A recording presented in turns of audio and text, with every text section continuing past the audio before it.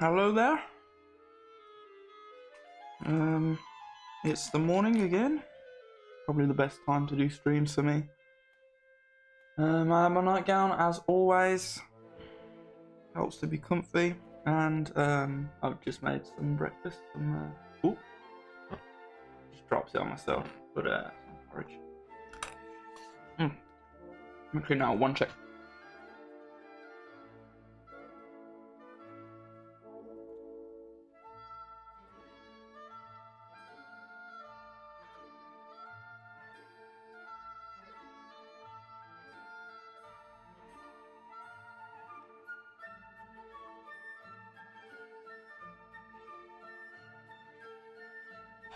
I get for playing with my food, eh? Sorry.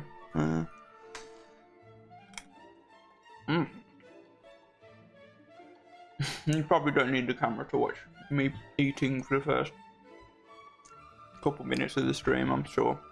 Right. Need to put my earphones in as well. Yeah. Let me show you guys the home screen in all its glory. I hope there's nothing on here I should have removed. No. Sometimes I got like family photos on here or whatever. Yeah, I've been painting from. Damn,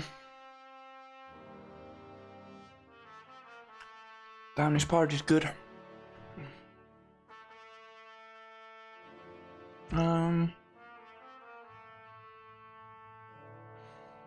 What should we paint then? I don't know. A lot of stuff at the bottom isn't even really. Some of it's like work in progress, but I was thinking about this painting yesterday. I think I'm just gonna go ahead and copy and paste the dots, because I was just sat there wondering, like, why am I bothering painting them all? No one cares. I'm only gonna copy and paste the raw version of the dots, because obviously painting and lighting them is a lot more locational, so it wouldn't really work to copy and paste the nice areas of the divots, the ones that have actually been like worked on. I'll copy and paste just the base foundation, and then I'll paint into that foundation to make it look more fancy. So yeah, that's what I've been thinking for that. We could have a go at that today. I don't want to stream for too long. So I need to clean my house. My partner coming around tomorrow, so place is quite a mess. Shouldn't normally mind, but I just want the place to be nice and clean, you know. All right. Yeah. What else have we been working on? I was thinking about whether I'm trying to do this flipper clip challenge as well, like making an animation. I've never done animating before, but I think I'm gonna make that a YouTube video rather than a YouTube stream.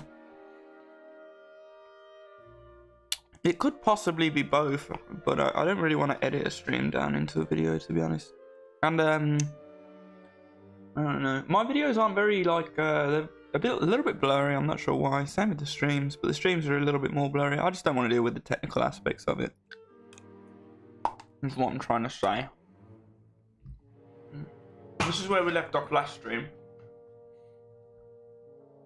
Probably a wise idea just to continue from here, to be fair. Especially seeing as I've already got this mostly complete. And once it is complete, I've got a time lapse I can use for a short.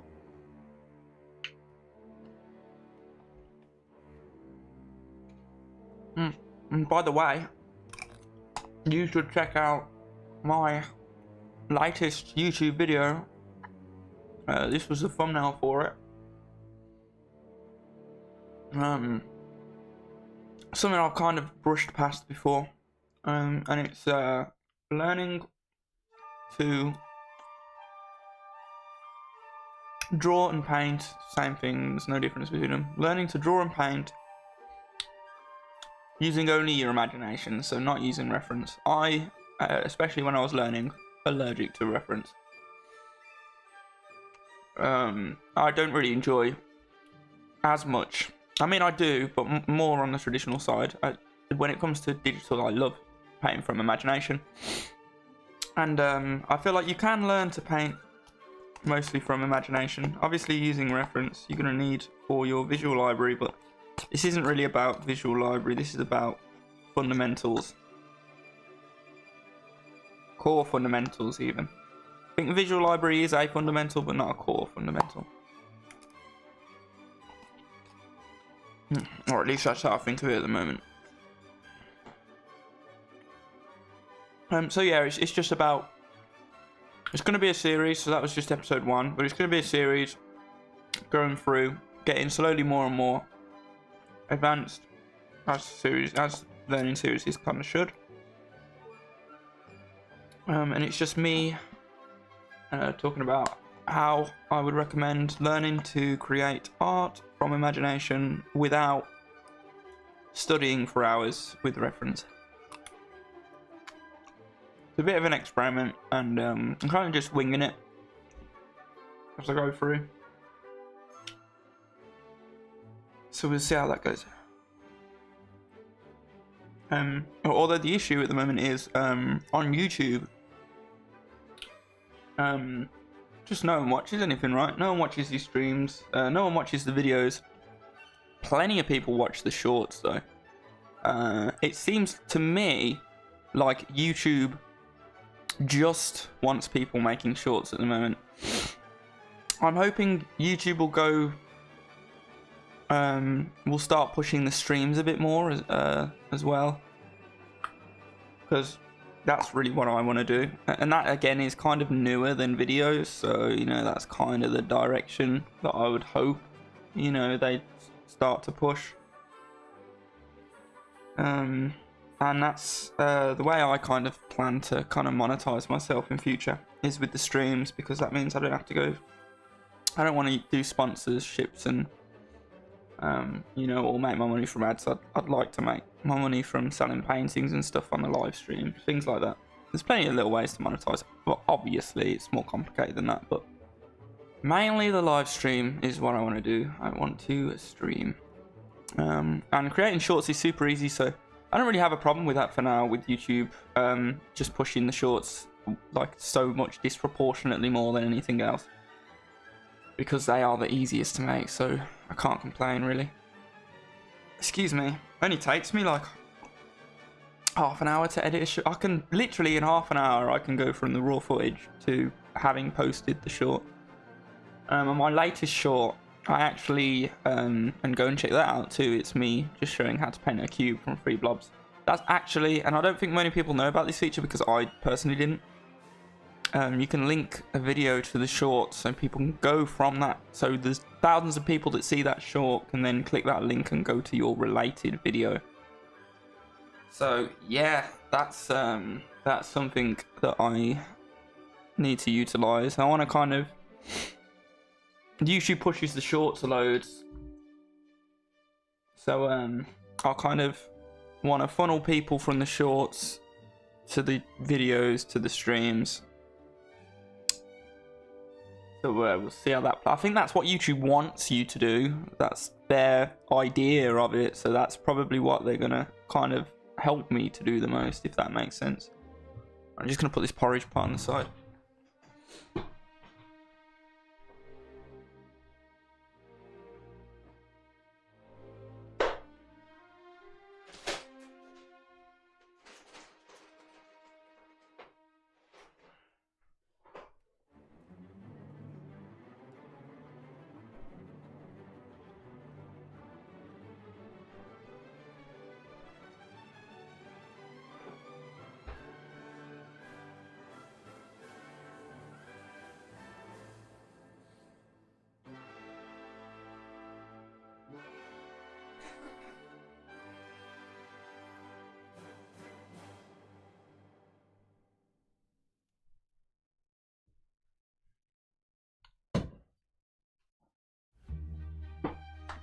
So yeah. I think I have been pushing myself to work on the shorter form paintings, because like I say, I can I feel like I can market them easier. So sadly, my large projects like this one, oh, this one's not a huge project, but quite a large project. And my huge projects like this one, I should probably chill on them and let them sit on the back burner for a bit. Just because they're not as marketable for me. The short ones, the short paintings, you know, I can get more of an output of paintings, and they still do well on ArtStation even. Not that ArtStation is that important, but it's nice. It's a nice little. My main goal that I've had for a lot of years has been to build up my portfolio, and ArtStation is my digital portfolio, so that's the important part. At some point, I want to redo something similar to this as well. This I was kind of using an AI upscaler. I was trying it out. Just an upscaler, not typing stuff in and getting it to paint for you. Just instead of anti-aliasing, it's just AI. It's just slightly better than anti-aliasing is what I found in the end. So I've ditched it. I kind of probably shouldn't have anything to do with AI. Not that I really care what the market says or what have you on my own person, but it's not actually that much better than anti-aliasing, at least for painting, especially the way I've been painting this with the upscale method, where I hope that kind of explains it a little bit more. This is all me painting. I'm not upscaling at all for all that work. So everything from, yeah, so I started out with this completely painted by me, upscaled it a little bit, and that's an AI upscaler that went from there to there. So yeah, it's kind of would have been the same with anti-aliasing. And that's an AI upscaling, and that's the one where it is actually doing a little bit of work to be a little bit better than anti-aliasing would be, but still not that big of a difference between if I'd done that with AI and anti-aliasing. So it's kind of like just marking my work with AI, which nobody likes, for not really much benefit. And then everything from here to here is just painting. Just me using a paintbrush, and that was a lot of work and a lot of hours, but I'm going to abandon this because I am going to scrub, you know. Well, I mean, I don't have any. This is pretty much, this and one other thing were my kind of experiments into AI upscaling, but I don't want to post this now because it has had AI used in it, and I just don't want anything to do with that. Even though I spent so many hours painting it from here to here. And obviously that has nothing, like, it's my work, my creation. I don't think this has been, you know what I mean? I don't, it's not like how people would usually use AI. It's such a minimal use of it, but I don't want anything at all to do with it. So I won't be posting that now, I don't think. So I want to redo something similar to that, and that'll be a massive project as well. I haven't done much upscale stuff lately, like this is an upscale piece. And you can see I was planning to upscale it. This is an AI upscale of it, just 2 times. You can see it went from that to that. It's not really that amazing, so I'm just gonna, this hasn't been upscaled at all at this point. It's still all 32 by 32, right, obviously. So I'm just gonna finish this one off with regular anti-aliasing, and I can post that one at least. I just haven't been doing much upscaling lately. I've been doing speed painting instead, because speed painting, excuse me, is more convenient for doing these smaller one-off little paintings. And that's kind of become my new focus. Before it was, I wanted to build my portfolio by doing, you know, big projects, but now I've kind of shifted my focus for now to building my portfolio with small projects. And the thing is, these small projects, and you can see a page of the small projects that I've done here, and you can see this one. These small projects I'm trying to turn into larger ones, so, you know, and put them all together. Like, I might be able to, like, Photoshop some of these other machines that I painted on that same page into that environment, so it's not like it ends there, you know. Interestingly enough, that blue console that I've used and experimented with a lot, and this one actually, this is painted in magma. This is a magma hangout that I did You can see all of these other paintings are actually from other anonymous people on the internet. I painted that one, that one, that one, and that one. Everything else, and I did that drawing there. Everything else, even this pretty beautiful painting of a computer, I watched the other people paint these on the page live with me. I also like, sometimes I don't really use Magma that much anymore because I don't feel like I fit in with the community. It's a very young community that obviously I just don't fit in, right? But yeah, I like to paint these kind of gel gummies. Like I do hearts and smiley faces sometimes, and that can be fun. Yeah, this guy turned out well as well. This was my attempt to paint a chihuahua, and it turned out not looking at all like a chihuahua, but looking pretty cool nonetheless. I like how I did that lens, that bulbous shape there, and the highlights are just nice. Just I like this painting, and I think maybe I'll work on it today. Even I want to do a YouTube video on, excuse me, on just basic how I would approach typical standard character design, and I'm probably going to design this guy's character. You can see I've actually kind of, in one of my failed attempts to outpaint, I've kind of designed him a bit of a spacesuit. I really, the one thing I really want to keep on the spacesuit, I want to keep the chrome guns. I like that. I want to keep the color scheme. I like the blue and the purple, pink, whatever you call it. And I like these kind of rubber joints. I can kind of imagine how they'd be when he moves his arm and how they would squeeze. And I haven't seen rubber joints like that anywhere else, so I'm going to lead heavily with that. But I'll probably do a character design video. Not sure whether I'll actually do it on this guy, because it's a bit out there, you know, and there's a lot of reflective materials. This the tutorial is really going to be for people that probably are a bit intimidated by reflective materials at their stage of learning. It's going to be for most of my stuff is going to be for kind of beginners.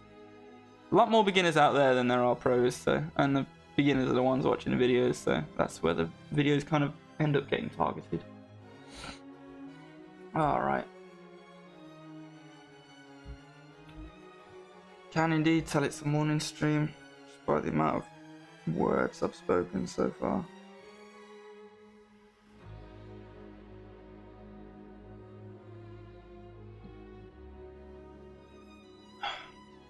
Tell you what, that porridge really hit the spot.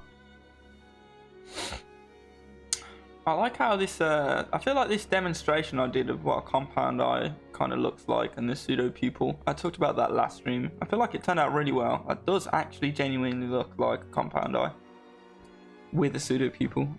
Okay.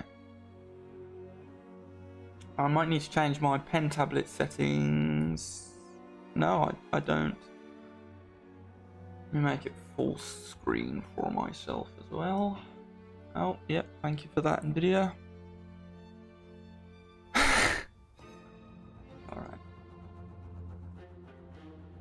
So yeah, we'll just finish this guy off, and you'll probably see later today I'll post a short of the time-lapse of this guy, and on that short will be a link.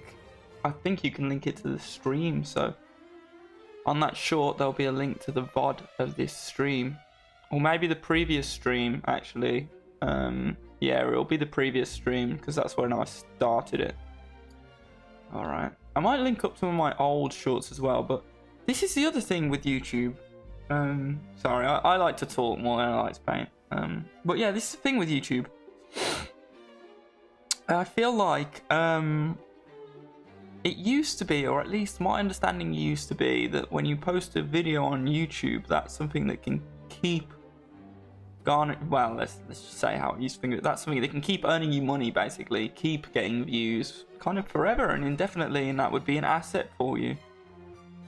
But boy, has the landscape changed. There are billions of YouTube videos being posted every year, so YouTube videos it seems, or just all content in general, and not even just on YouTube, is a one-time affair. You post it, that evening it gets a ton of views, and then that's it. That's the lot. It doesn't, you know what I mean? It doesn't get pushed anymore.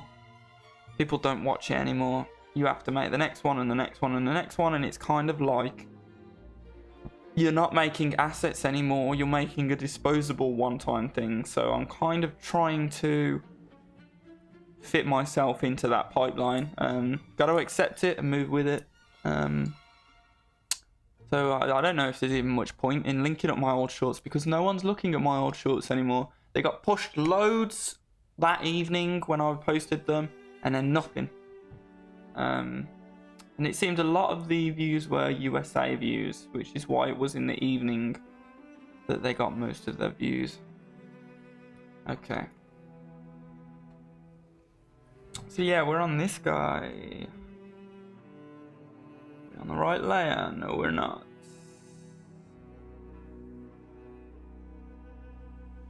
Sweet.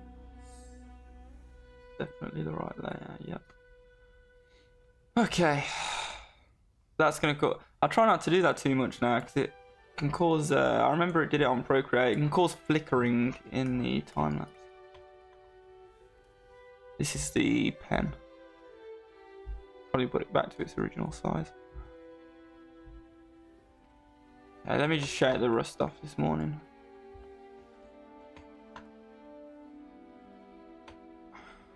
And get my colour picker out. Wrong button. There you go. It's nice how the stream does kind of have two modes. One mode where it shows the colour picker, and another mode where the colour picker is in the corner, and there's kind of the overview instead. And you do need that overview with how zoomed in I paint. And this zoom in is actually that's the edge of my tablet. You can actually see my full, everywhere I can paint is showing. That's how zoomed in I paint.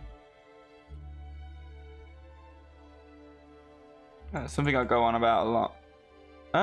Also, I made a short about this guy up here. That was my last time lapse I did. Sorry, I'm going to be itching my nose the entire time through this stream. I really shouldn't have turned the camera on. But yeah, there was something different about this one. A little bit less realistic than the previous things of the same nature that I'd painted before. And I was kind of trying to figure out what that was. And what I think it is it's all the same chroma of blue. So I feel like, and we can maybe edit it, feel like what should have happened with this painting to make it a lot more interesting and realistic is some other, chromas should be in here. If it's all blue, that doesn't make much sense, because it's kind of, sorry, give me 1 second. It's kind of suggesting that the whole room is also blue.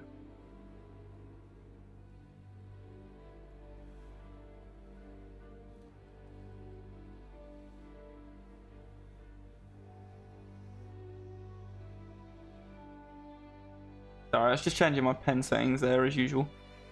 So yeah, and that's something the blur brush might be very useful for, is just, see, that looks a little bit better already. Putting some green in there. Maybe some green around here. See how much better that looks? So that's something I kind of missed out. And this was a bit of a tutorial stream when I did this one, so maybe we should do another tutorial stream and kind of improve. Look, I mean, look how much improved that was just with some sloppy work with the blur brush that took 30 seconds. So yeah, this one hasn't suffered the same issue, I don't feel like. I don't know what else I could add. We've got green, so we can go towards yellow and orange, or we can go towards blue. And I feel like I've already done that. These areas are fairly blue. I could do more blue. I think it should be brighter to suggest that it's like a blue light. But it does end up kind of grey then. What I have done is gone more towards yellow here. You can see just a little bit more towards yellow, and I've juiced the saturation up in these areas. Maybe I can push it more towards yellow. Maybe just in a few areas it could do with being a bit more of the yellow.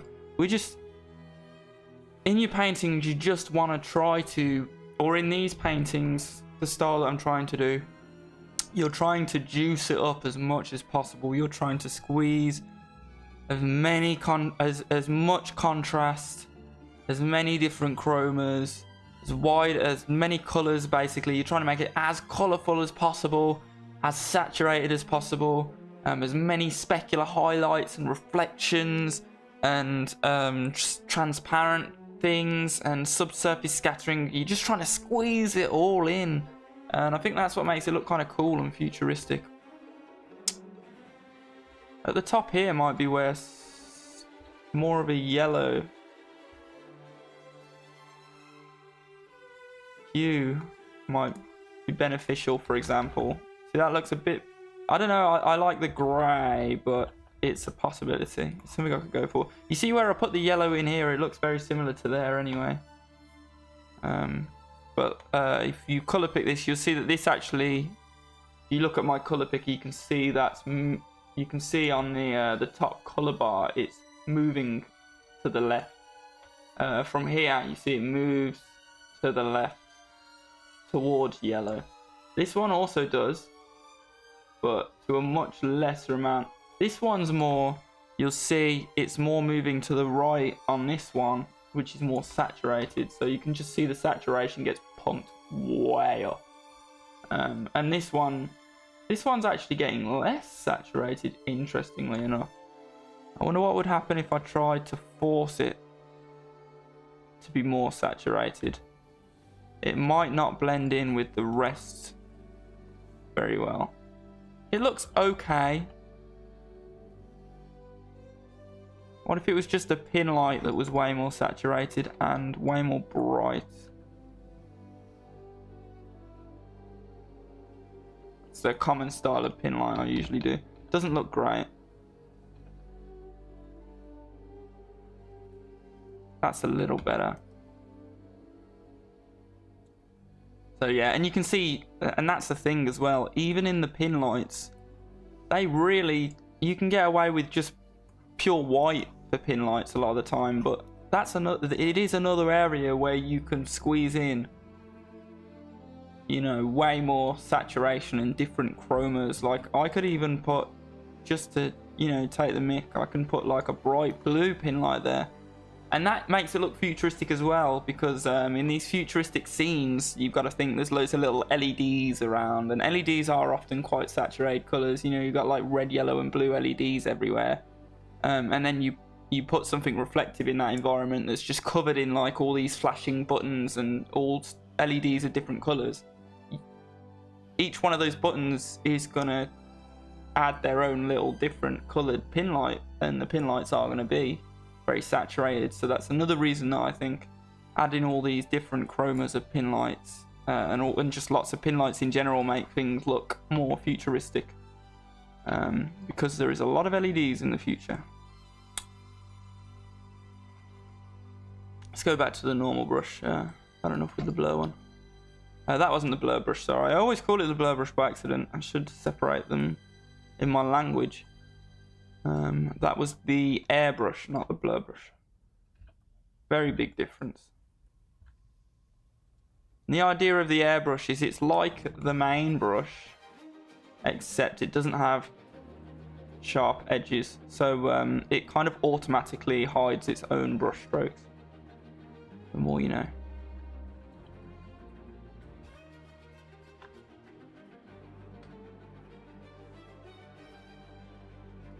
I wonder what the things displayed on this screen would look like.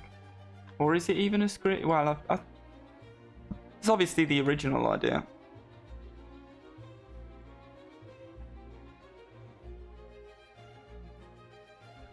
I like to think a lot of these screens will show you a different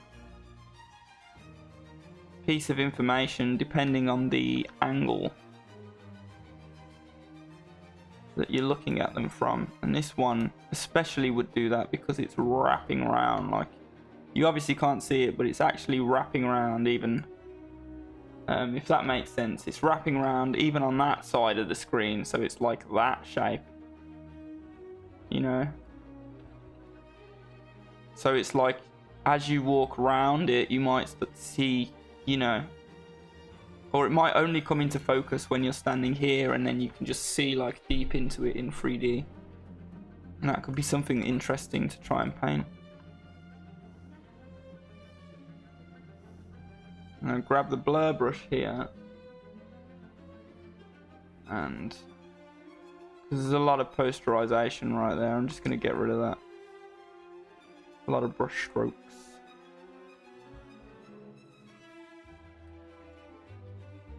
Just a quick and easy way to get rid of the brush strokes, that blur brush is. Thing with the main brush is we intentionally want it to show the brush strokes a lot because it makes it simpler and easier to paint. Like I showed when I first started painting this one in my last stream. I think it was my last stream. You want it to be rough and to have that texture so you can see visually what's going on. Maybe we will spend some time this stream or possibly next stream upgrading this one and making it fully look 3D. And then I'll make another short saying, you know, this is what I missed out on the last short and here's how to fix it and make it look extreme, you know, because that is that extreme level of realism. And you know what, something I kind of regretted doing last stream, let's do it now while we're on a roll, is actually doing the same thing we've done here and importing these paintings that we've done in the past for reference. I think that's a really good idea.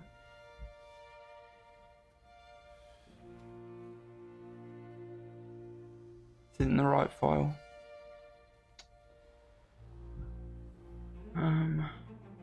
It's this one. Hopefully I don't forget to turn this screen off, but just so you guys can see a bit more of what I'm doing. Quite useful having this extra like zoomed out screen. So yeah, let's just bring over. These two are almost exactly the same. Oh right, yeah right, I redid them. Whatever. Let's bring them over. I'm gonna bring the anti-aliased versions over. Bring this one over. Although this one's a bit different to the rest because it's more, I don't know, it's just it's the shape of it. It's a more complex shape than any of the others. This one's quite a complex shape too, I suppose. But yeah, that's by far the most, this one is by far the most complex shape. And it's got a clear dome instead of the kind of opaque screens that are on everything else. I'm trying to go with the opaque screens a lot so it looks like an oscilloscope screen almost, you know, with the phosphor, where it glow green and stuff. Okay, so we want to grab some of these. We want a copy layer. Open the one that we was just working on. Paste that bad boy in. I wanted it to be pasted in as reference. That's not how you do it though, is it? I need the reference tool. Tool options, and then there's a little button to do it, and I'm going to do it as on a web. Nice. And you can see actually it has the transparency still. Nice. Critter is very well programmed for the most part. I've had only very few issues with it. I have encountered a very major issue where it will delete your work when using the storyboard mode, so you know, watch out for that. Hopefully they fix that at some point, but that's pretty much the only like issue I've had since using this. Such an amazing piece of software considering it's free. And I actually use all free software. I think I use all free software. I use OBS. I don't know if OBS is like all free and open source. I have no idea what the origins of OBS are actually, at all. I don't know who owns it or anything like that, but it is free, and it seems, you know, I mean, everyone uses OBS, right? I use Krita, which is free painting software.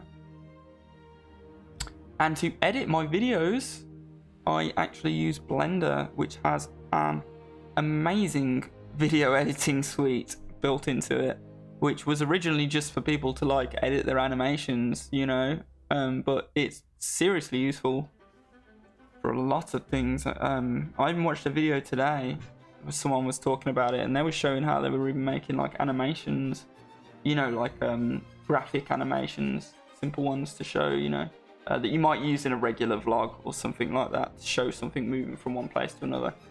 And they were doing that in Blender even, and I had no clue people were even doing that. So yes, it's very impressive for a free. It's the best free video editing software in my opinion now, Blender is. And because it's all open source, if you know programming, and anyone else who knows programming themselves can just write whatever they want for it as and use the kind of add-on feature. You know, it's incredible. Incredible. Free and open source.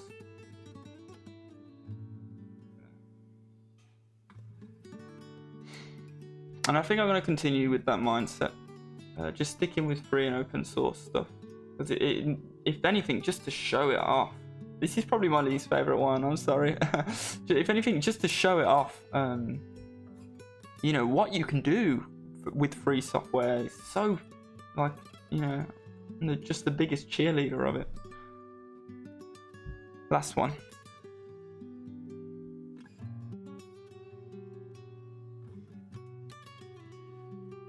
But yeah, and a lot of things that Krita does, it does so simply and elegantly, like this reference stuff. The way that you can just drag it outside the screen and put it wherever you want.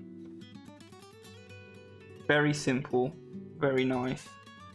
I also love that you can paint things outside here and you can't see it, but then when you move the canvas, you know, you can see it again, right? It doesn't delete things outside of here. It's always something that I've quite liked about the way Krita works, and I don't think everything works like that. Some stuff I think if you use the transform tool and move it off of this square, it will delete whatever's out in the ether, but Krita doesn't do that. Excuse me.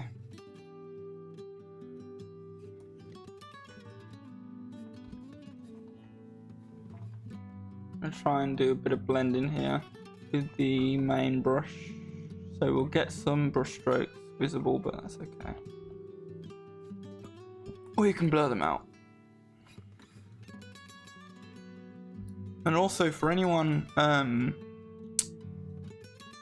who does traditional, just remember that the blur tool exists in traditional as well. You can rub stuff with your fingers, or they even sell those paper stumps.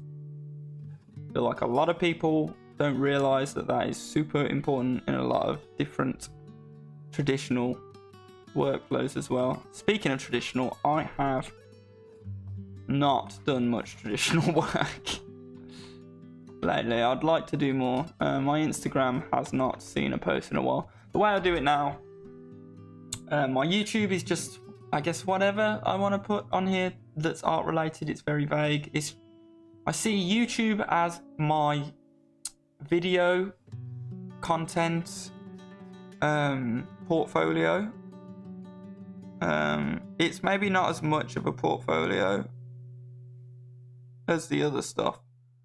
And I see my Instagram as my traditional portfolio, and I see my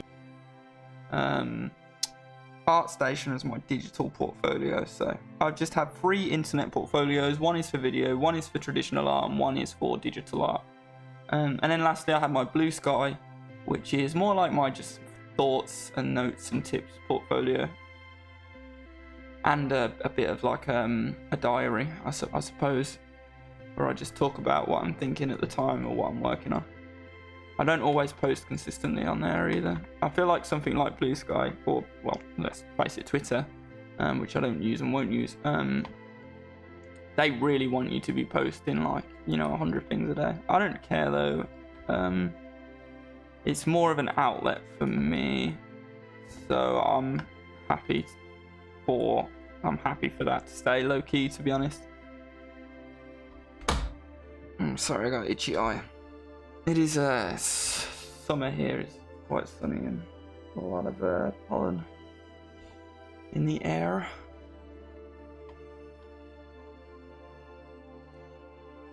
Probably time to start cramming specular reflections into this soon.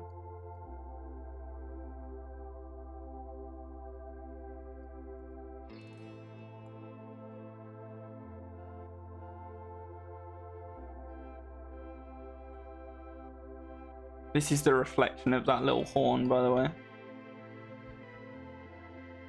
Blur that out and see how it looks. You see, when I blur here, I'm just trying to get rid of the edges and the brush strokes. Yeah, it doesn't look very good. Ah, sorry. Man, turning the camera on today was not the correct business plan.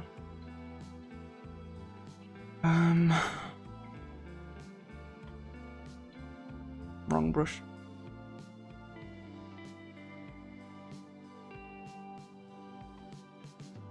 Yeah, I wish I could get it to saying text somewhere or some kind of... Oh, I did forget to turn it off. Or some kind of icon. Oh, some kind of icon to show on stream what brush I'm currently using.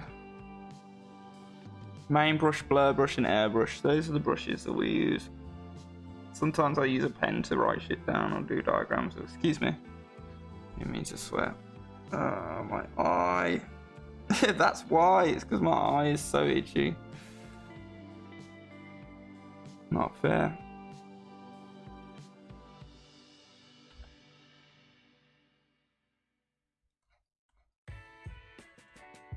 I love the way this little tiny screen at the top's looking. I just love painting, man. And you know what? I just love being skilled at painting. I love being able to paint what's in my head and not struggle to paint it and get frustrated with it. So yeah, that's what brings me the most joy in painting.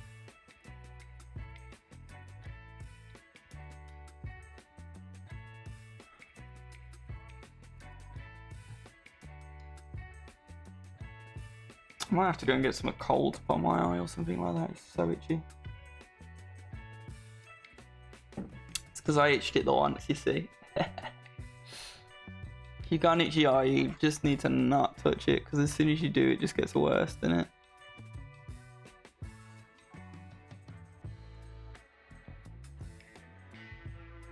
Yeah, you see this is looking pretty not very clear. And as soon as we add, there's no sharpness, you know, as soon as we add those specular reflections and you start seeing the sharpness, boy, you'll see. This will start to come alive. Let's do it.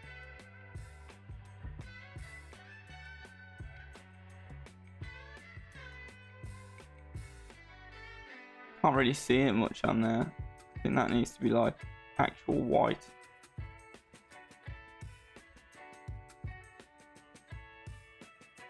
Add some specular reflections in the darker areas is usually a neat trick to get rid of that issue. Or ones that kind of are half in the darker areas and half in the lighter areas.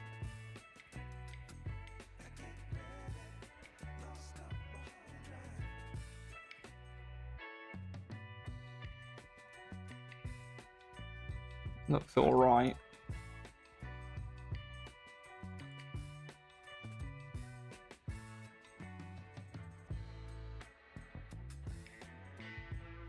You can see I choose random hues for the, like I was talking about earlier, but I really do just pick them kind of at random for the specular reflections. I think that one wants to be just jet white as well, though, to be honest. Everything's already quite bright.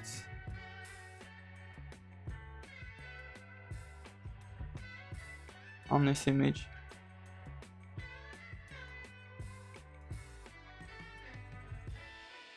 It's all about trying to find the right shapes, isn't it? Interesting shapes for the specular reflections, not just boring ones.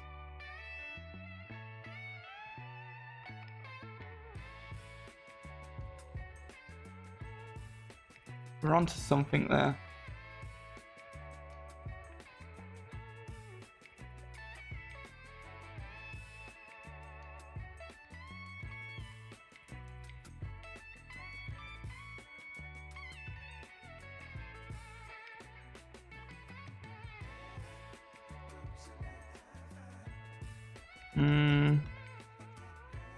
Tough one.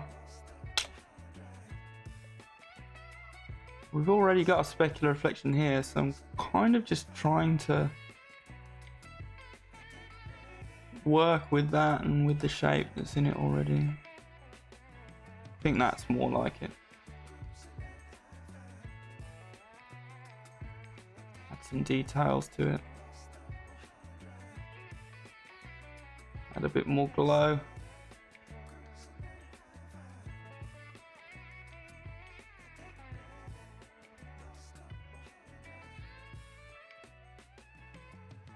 Some smaller ones in the background. And a bit more saturated. Yeah, you see how the green, because it contrasts so much with the purple, looks pretty cool, doesn't it?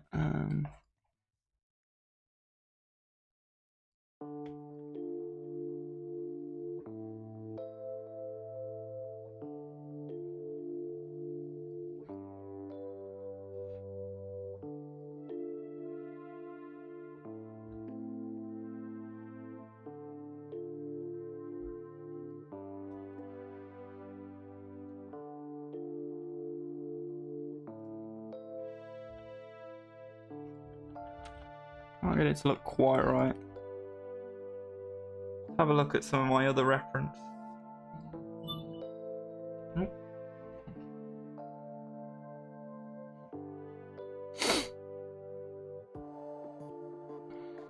Yeah.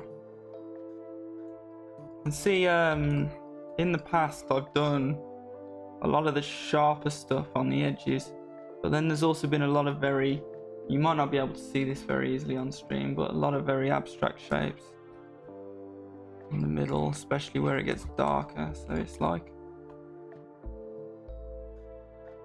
it needs to look like it is reflecting a room, but that the stuff's quite far away in the room, so it appears quite blurry.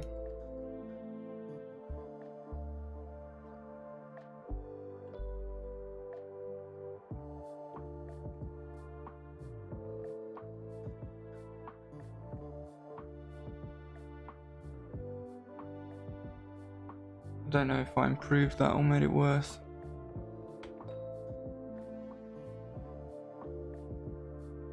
Still shaking the rust off this morning.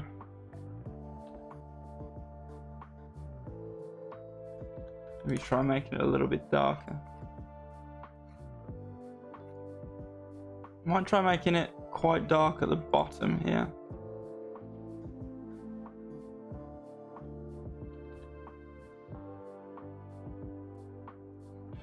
Something like that.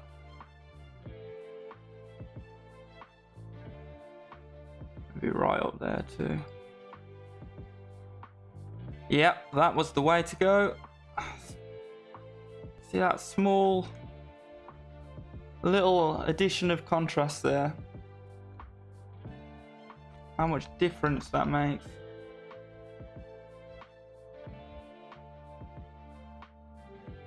Lovely. Now our, because we was just struggling a little bit, weren't we, with the specular reflections, they'll be easy now. Sure.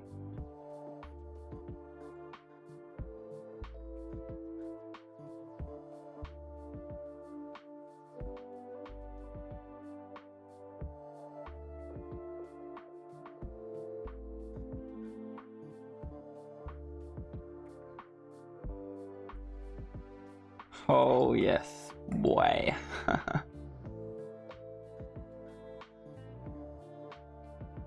You see, I'm just looking for shapes that were all. You see, there's already kind of, and it's probably hard to see on stream again. There's already kind of a donut shape here, so I'm just kind of playing on that, playing on what is already there. And even with this line here, that was because I noticed it already sort of existed, so I just exaggerated it. That's the airbrush. I meant to use the blur brush. Oh man, my nose and eye. My eye is less itchy now, at least. Blur this because it's towards the middle. There you go. Look how three-dimensional and glossy and shiny that looks now. Beautiful.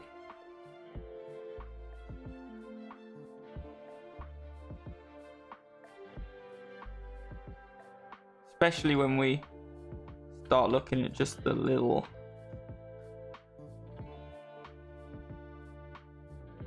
details, you know.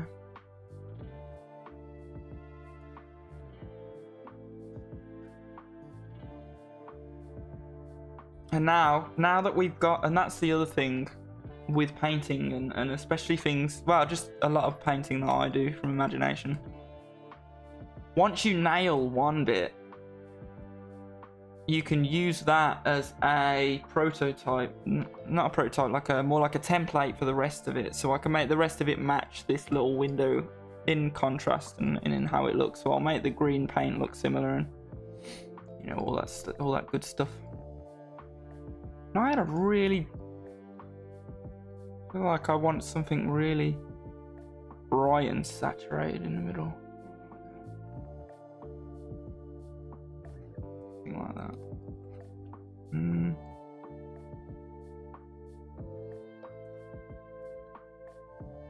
Yeah, maybe I'll make this.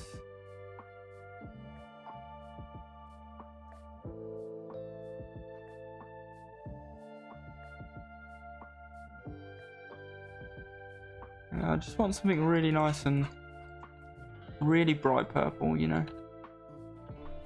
Feels a bit desaturated, this little screen does at the moment. Is that an improvement or is that worse?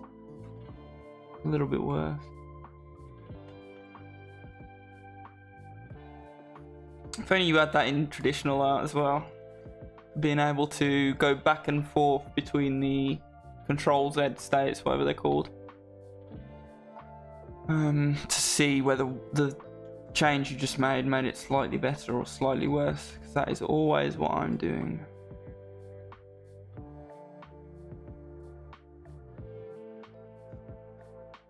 Yeah, I'm matching the shape and trying to get what's already there, and you'll see places where there's two kind of, where one reflection's kind of been broken up into two, so I'm going to try and get that effect here.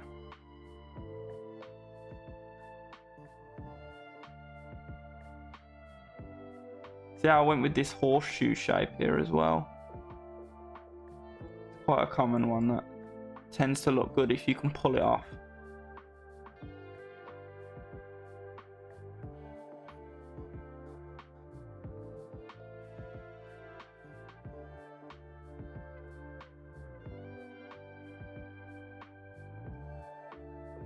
See how much more reflective that's made that area of green paint there. But it's made it look a little bit sloppy in areas, and that's because, like I am always saying, the stuff on the horizons, on the edges, and the stuff on the horizons and the stuff in the very strong peaks and troughs, those get to be sharp. The stuff on these flat areas that are facing the camera, those get to be blurry.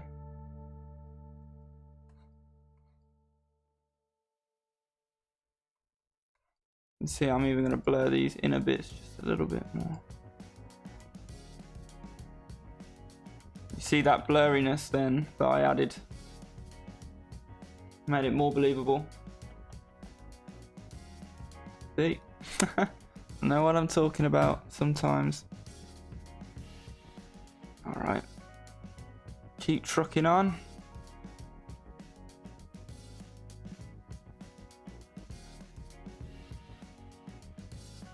A lot of my... historically, I've been someone who paints more subjects towards like kind of mythical sort of you know, ghouls, ghosts, goblins, dungeons, magic. I haven't painted that much lately, and a lot of my shorts are these machines at the moment. So it'll be nice to add some variety back soon. I did try and, well, I painted that vampire as well. I wasn't completely happy with that, to be fully honest, so we'll see. My current goal, and I feel like for my, I like to paint different subjects differently, like a lot of artists do, right? I think this is my way of, I'm slowly developing this space universe, and it includes, it includes stuff like this. Like I've already mentioned, the cockpit that I'm drawing is kind of in there, so I want this kind of universe. I'm not sure whether it would be a comic or animation or whatever. Currently it's just concept art. It's kind of universe where there's some kind of fighting going on between soldiers, and whenever they fight in the ships, their ships look like this, and they fight very physically. You know, the ships actually grab each other and chuck each other about and stuff.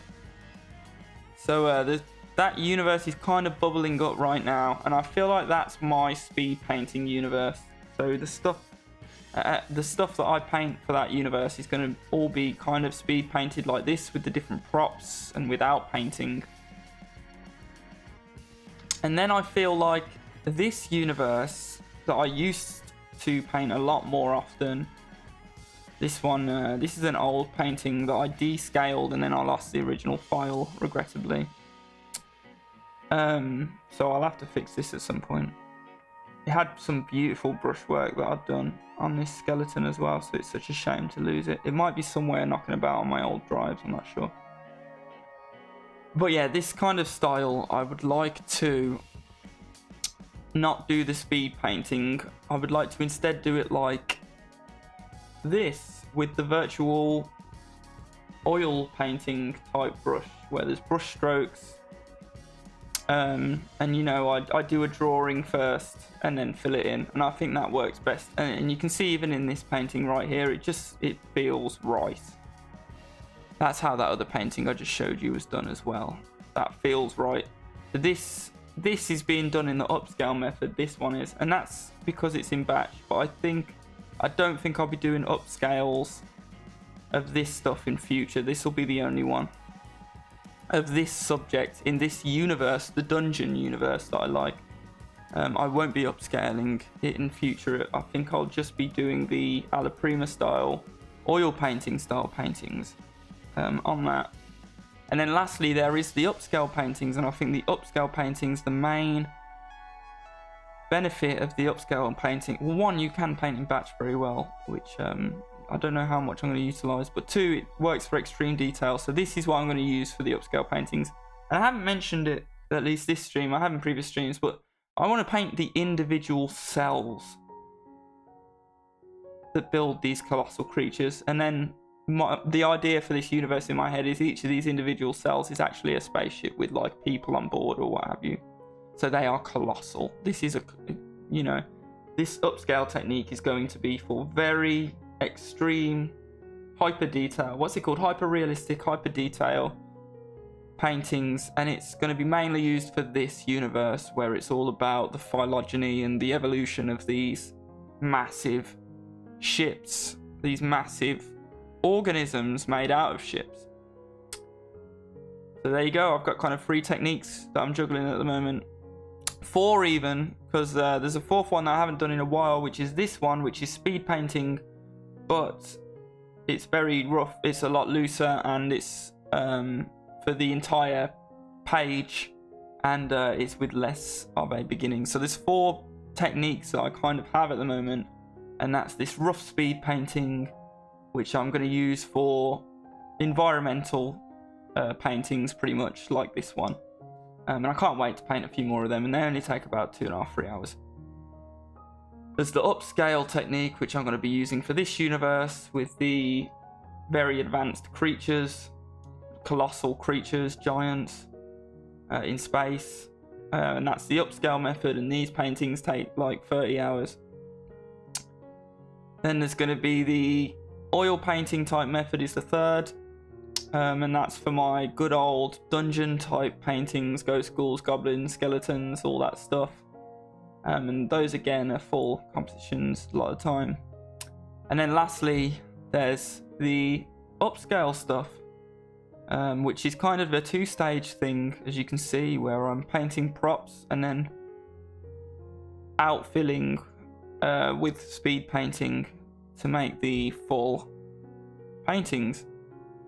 So yeah, my 2 smallest projects at the moment that I can do fastest, which means they're the most marketable for me, are these beginnings of the speed paintings, these little speed sketches. And I haven't delved into it much, but I do need to, these larger speed paintings. Because like I say, these are only like 3 hours. And these are maybe 3 hours, well, these things I probably did spend maybe 2 to 3 hours on each. So that's the level that we're looking at here. Very tight, small sketches. I'm calling these sketches, but my definition of I haven't figured out my definitions yet, but I guess my definition of a sketch is something that's floating. It's not a full composition. It's just like a prop or an item or a character. So I think these very high detailed and very finished realistic speed paint sketches, these are only about 2 to 3 hours, and they're good. And then the larger, looser ones that I'm using for my general environmental paintings, those are also like 2 to 3 hours. So those are the 2 most lucrative for me right now, and everything else is more like between 15 to 30 hours. Complex web I've woven for myself. Let me send a text.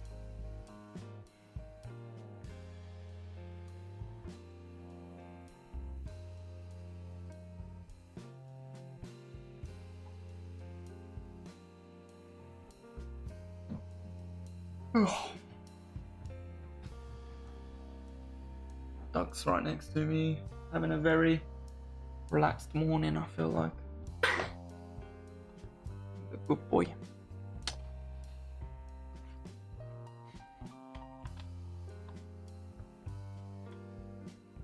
He's always having a relaxed morning, I envy him.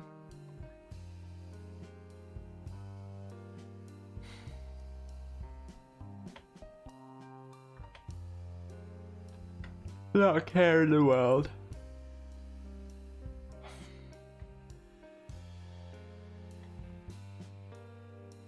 Yeah, you can see I didn't make the same mistake on this one quite as much, or at least I don't feel like I did.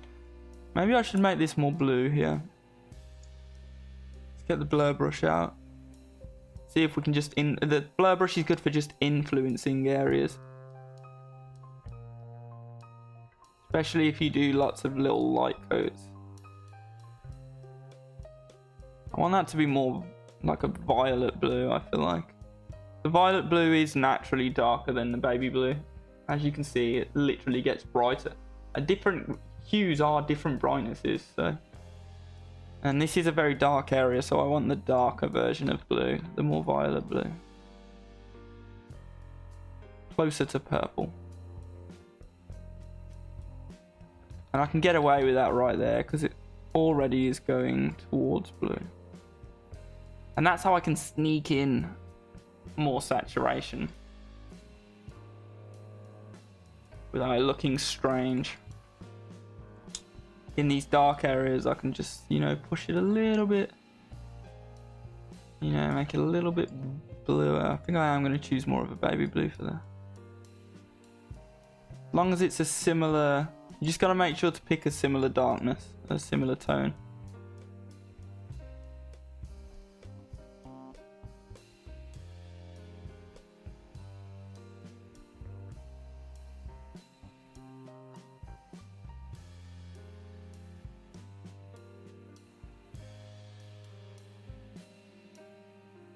You see, we've made our painting just a little bit more colourful by sneaking that colour abstraction. That's what it's called as well, colour abstraction. We've snuck some of that in. This is again why it's good that our blur brush smudges a little bit, because it'll make it a bit easier for us to hide what we've just done. Look at that smooth blend from green to grey to blue. Make everything get along, force it to get along with the blur brush.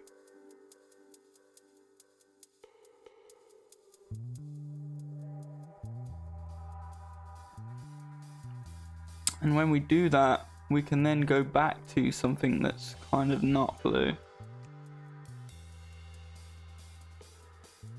And we can add, and I'm using the blur brush for this highlight because it's so flat and blurry. You know, we can add highlights that belong over it. You see, I can see this shape here that's already naturally in the abstraction. I'm going to play on that. And I like where I do these screens that are kind of pushed into the frame of the machine. I like to do these kind of, I like to have it wrap around like that, similar to what I did here and there even, really.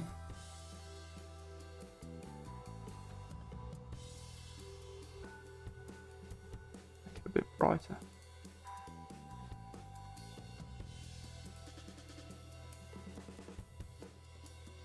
Have it go right through that blue area that we just added. And remember, on these horizons here is one of the places where the specular highlight gets to be sharp. And I like breaking, in these futuristic paintings, I like breaking my specular highlights into these dots, because then it looks like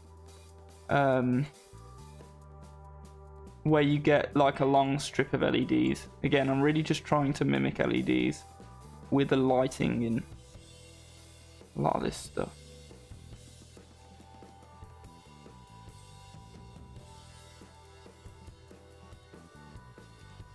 I'm adding some of it around here even.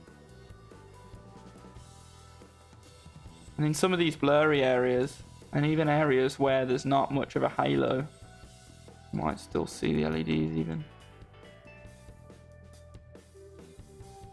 I'm not sure how good that looks. It's still like, you know, a lot of it was just to demonstrate on stream, but I may delete what we've just done. Now that I've zoomed out, not a big fan of it. Not that the technique doesn't work, but it might not work very well the way I've done it. I might need to pick a different shape. Something like that. It just doesn't hit my gut feeling very well, what I've just done. Yeah, there you go. Now it's better. Now it's better. Now it's better. Beautiful.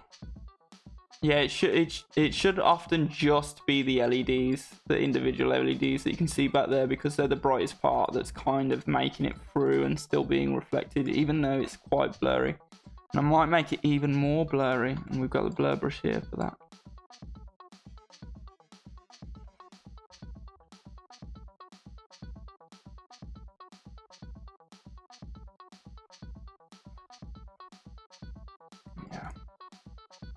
Still not a massive fan of it. There's something about the shape of it that I'm not loving. Might erase it completely there, maybe. Oh, right, I need to not itch that eye.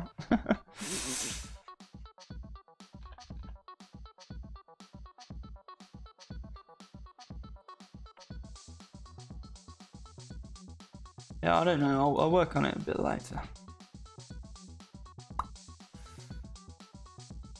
Excuse me.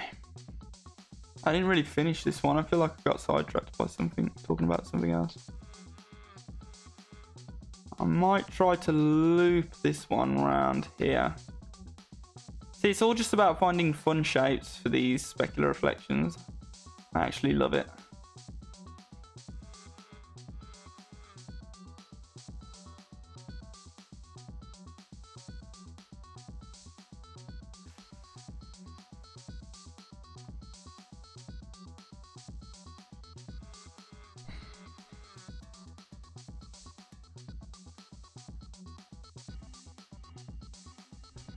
use the blur brush to make this one. And again, I do try to recommend not using the blur brush to actually, or sorry, airbrush. I recommend not using the airbrush to paint. The airbrush is more to modify things and sway them in a certain direction like that. Doesn't look too bad, that doesn't.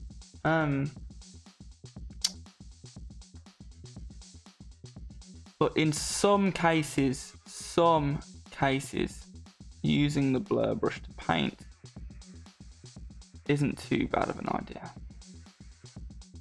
Depends on the pixel count as well, I feel like sometimes. As you can see, my small airbrush here acts pretty much like the main brush would act on the same scale. And is maybe a bit more preferable. The difference is I can paint something that goes from... Apparently I can't paint anything. Something's just broken. Oh, I made it too small. Yeah, I can go from painting something very small and sharp, and then I can make it a little bit bigger, and a little bit bigger in a blurry fashion. And you see I'm doing that a lot on these highlights. See, that gets bigger and blurrier, small and sharper. So that's why the airbrush is sometimes good to paint these, or a lot of the time actually it's quite good specifically for these specular reflections, but I still recommend trying to avoid it generally when painting, especially if you're new. It's a tough tool and it's to learn, and it's a powerful one, the airbrush is. And a lot of beginners I see making some strange looking artwork because they have lent so heavily on the airbrush.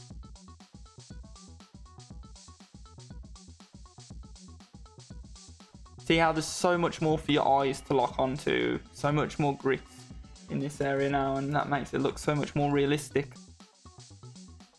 And we're going to add a very bright highlight down here.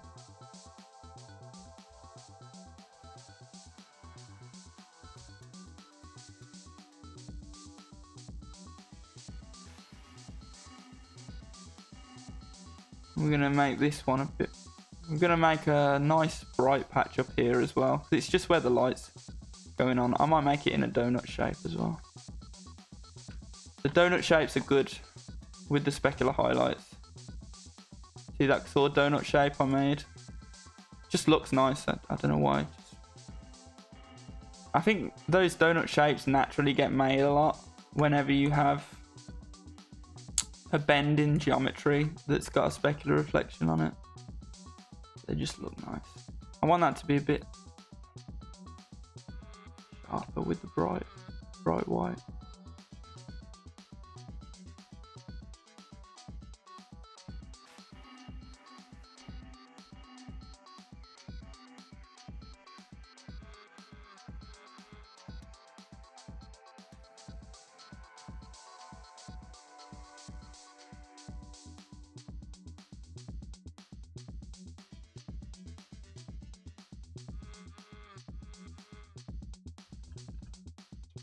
Very saturated one.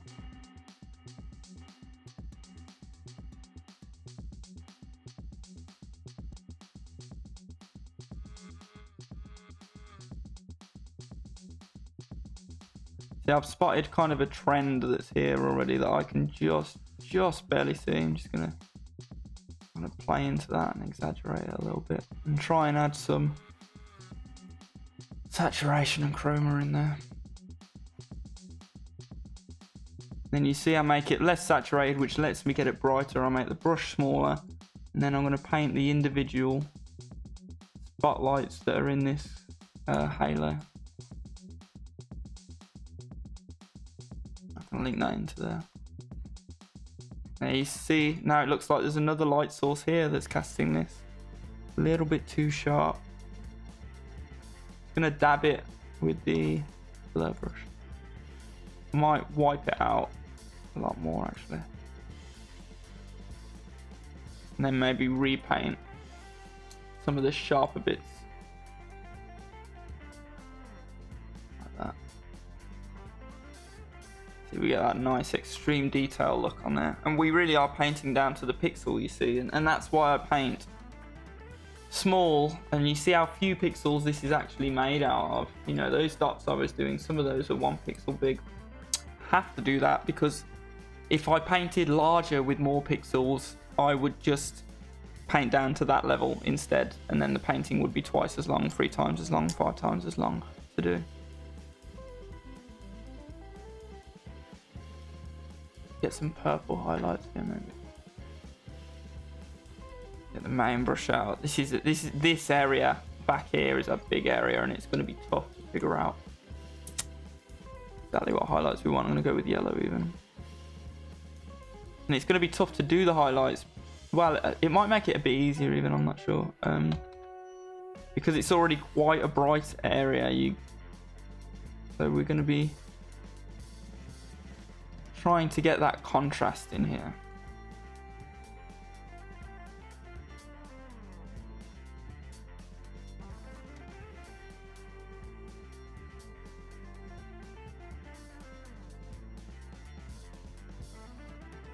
Could do something like that where it's sort of connecting to that one that we did earlier.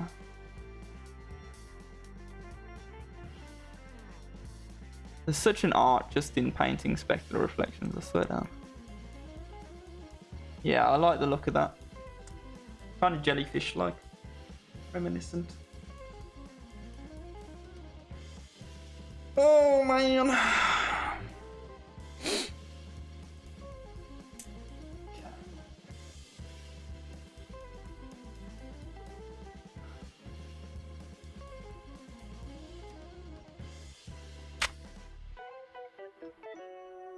You know what? I don't think anyone else on YouTube is talking about it in the same way I am.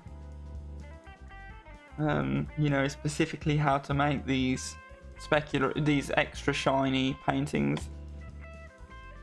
I think I've got a niche there. And I think because I'm doing it in streams and it's long format and you can really see how I'm doing it in real time, I think this is probably quite a valuable knowledge pool for some people who might want to even paint like cars and stuff, because like I say, this is very much influenced by the sort of shiny glossy paint you get on a lot of cars, and it is intentionally very similar. I love this where it goes. I love where it goes kind of more, might not be visible on stream, but it goes so much bluer at the bottom here. Really enjoy that. Apply on that more when I'm going to do similar to what I did here, where it's kind of getting darker in that bottom corner where it's being overlapped by the body of the machine. But I want to go really blue with it. I think the blue blends with the purple so nicely.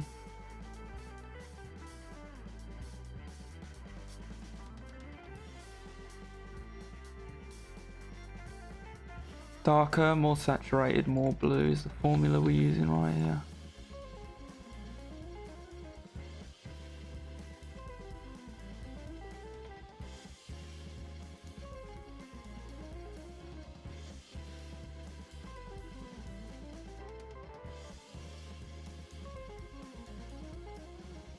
Get that specular reflection in right here.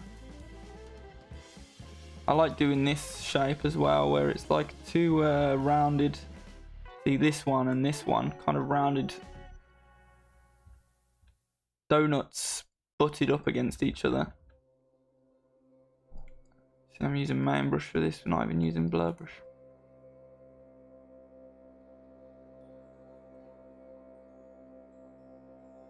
Put a bit of that in. This bottom shelf here is going to have some very bright highlights on it because it's facing up.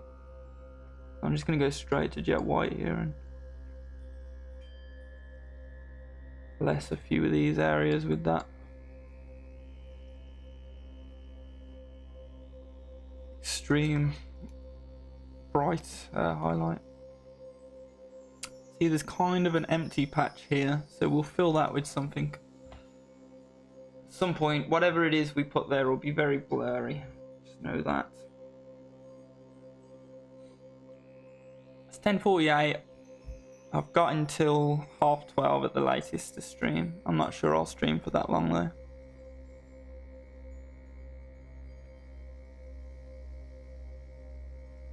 Let's finally blur this out. Looks lovely. Maybe we ought to put something really, like I said, blurry, but really blue. Yeah. Something like that. Or just some blue dots. Like lights that are in the background, even. Yeah, they don't look too bad. Maybe I'll end up putting something more like a line than a dot there, but for now I like the look of them. And then what we might even want to do, and we can use the airbrush for this too.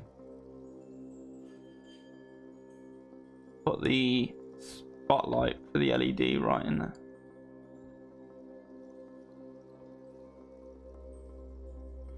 Right in the center of each one. You see how good that looks. And if you want to learn more about lighting in general, I literally have not a very good one, but I do have a lighting tutorial. I think it's the one where the thumbnail is kind of like a stone face, like a mask. Not the statue one, the one where it's like like a mask, a big stone purple mask, giant one in a big room with a person standing in front of it. And I'll talk more about how I calculate reflections and how I manage which parts are blurry and which parts are sharp, all of that good stuff. When we do this big screen, gotta remember that we want to make it match the little screen. They're going to end up looking the same because they're in the same environment and looking at the same light sources. They are different shapes, however, though, so it's going to be warped in a different way. So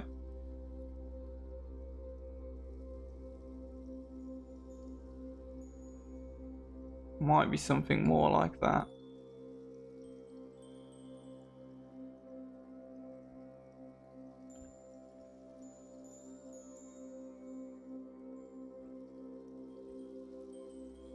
That doesn't look very good at the moment, though.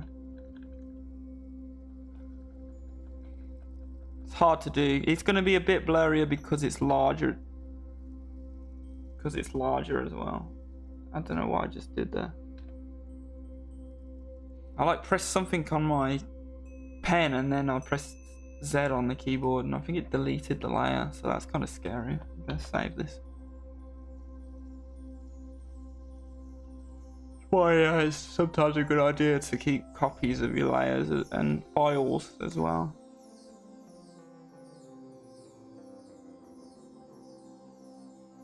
It's too easy to lose your work in an instant on digital.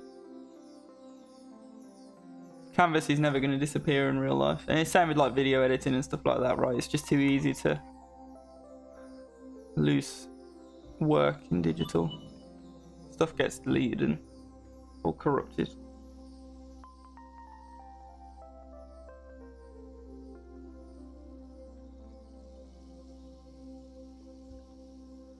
Do I make this like that? Or do I make it one central thing?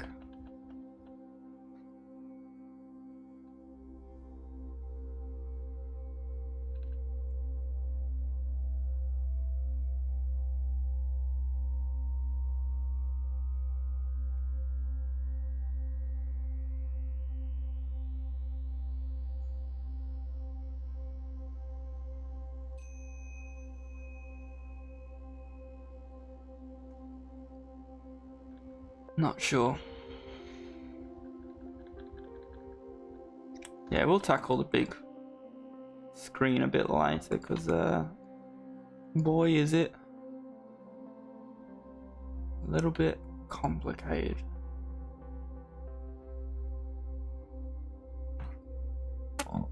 You see, making that darker area there made it look a bit more realistic, so that's nice. Oh, always forgetting. It doesn't look too different anyway. I must have looked up at the stream like 10 times as well and not realised my mistake.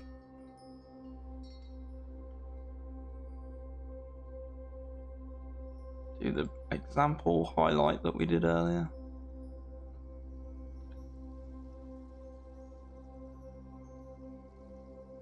Just always good to link stuff into a line, I think.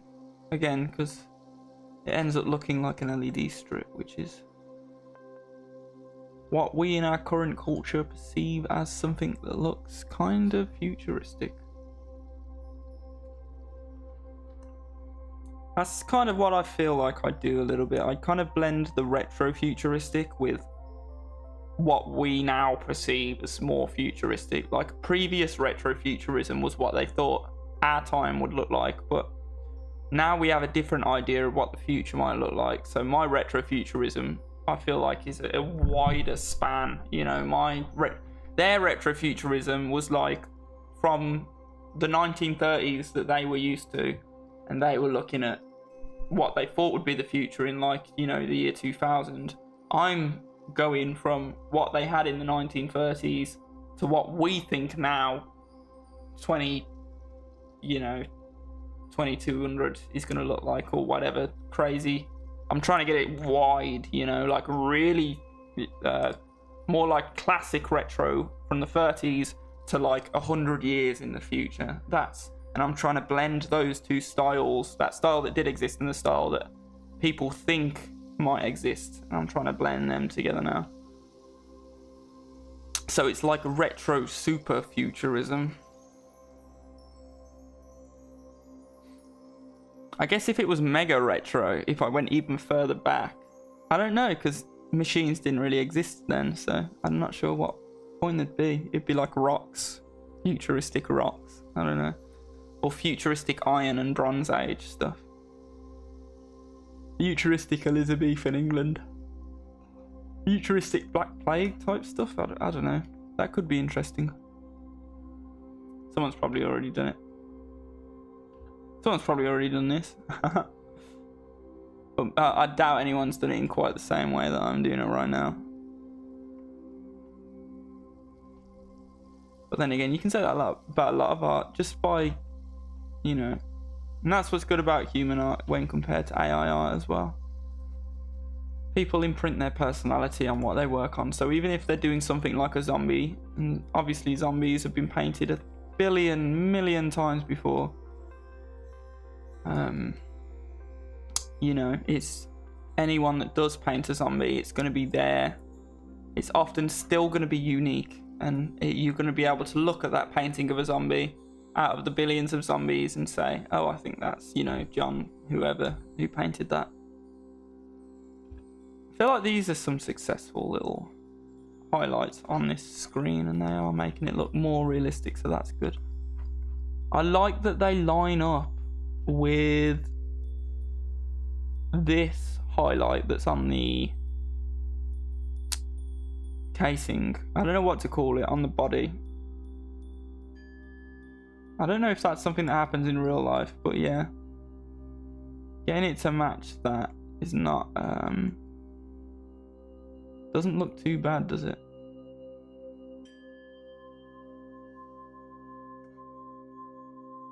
Okay, that one doesn't look right. might have taken it a bit too far there.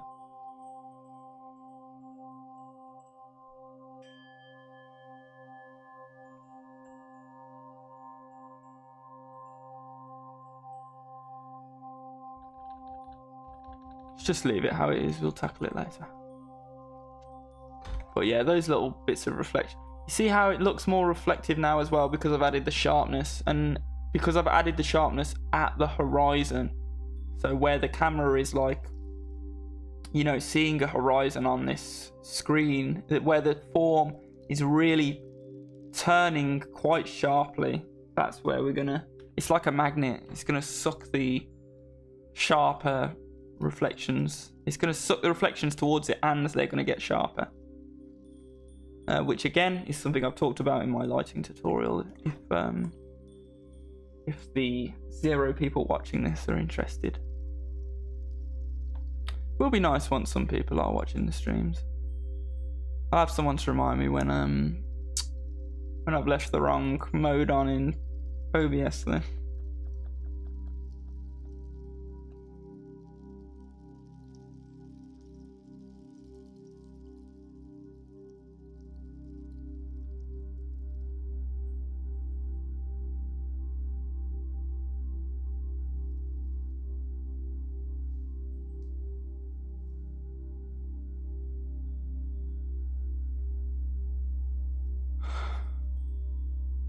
Again, I'm going to do this kind of 2 donut shapes butting against each other. This needs to be more saturated.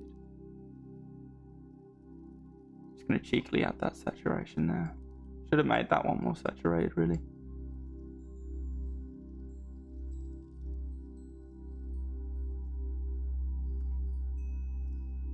Oh, that looks nice. Not quite right, but you can see the potential right there.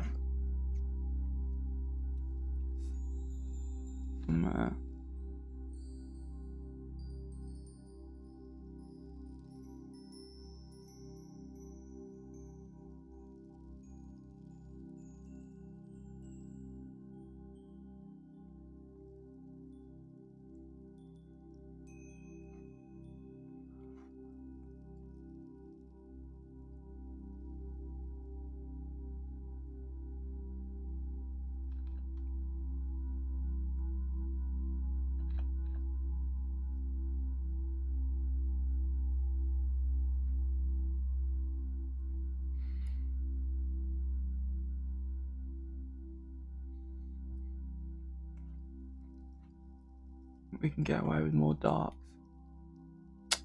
So annoying how my tablet can't press the X on that as well, like it's just only too far away.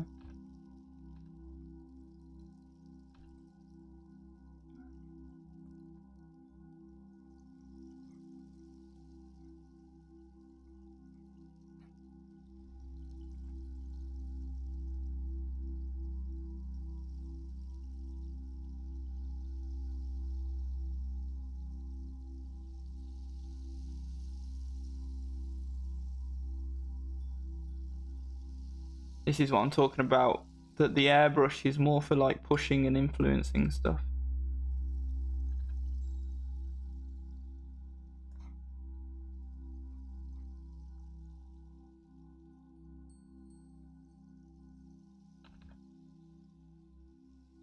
Do a lot with the airbrush to change things so quickly that it'd be invisible in these smoother areas. Not every painting is of something smooth as well, so less paintings of less smooth things are always going to be.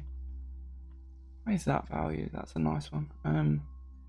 Paintings of the less smooth things are going to be where you're using the airbrush a lot less, but I'm purposefully painting really smooth things right now. Might have made that go a bit overboard.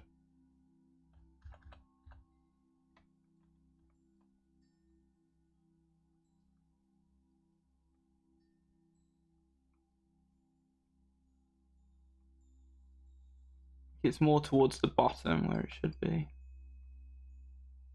Darker bluer values.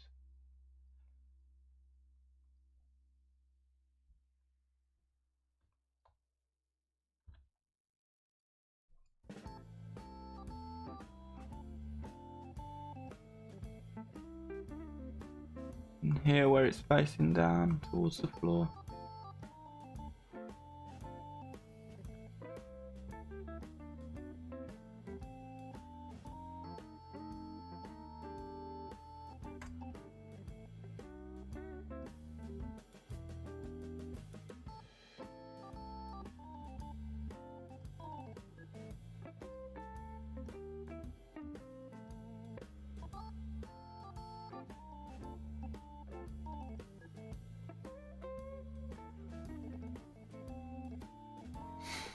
a continuous effort to make this look more and more realistic, and also more and more futuristic.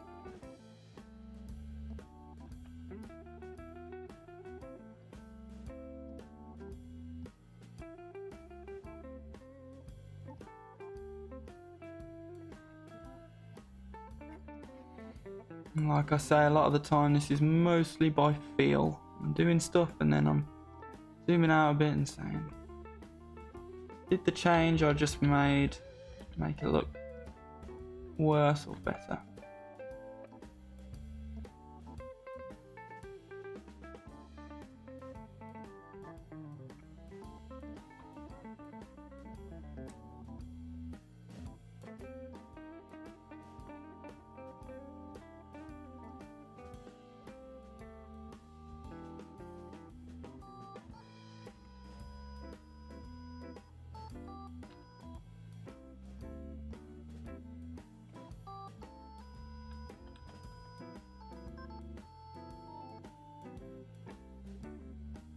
And blur in the middle a little bit more. I've got more context now. Got to be careful with this though. It's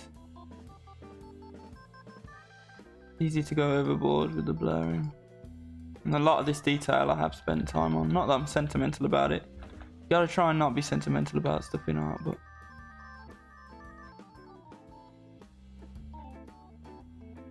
you know, trying to make everything work together. And realism really is the like, I'm trying to compare it to stuff like this. This, to me at least, to my eyes, looks pretty much photorealistic. This ceramic material and even the screen. So that's the standard I'm attempting to work towards.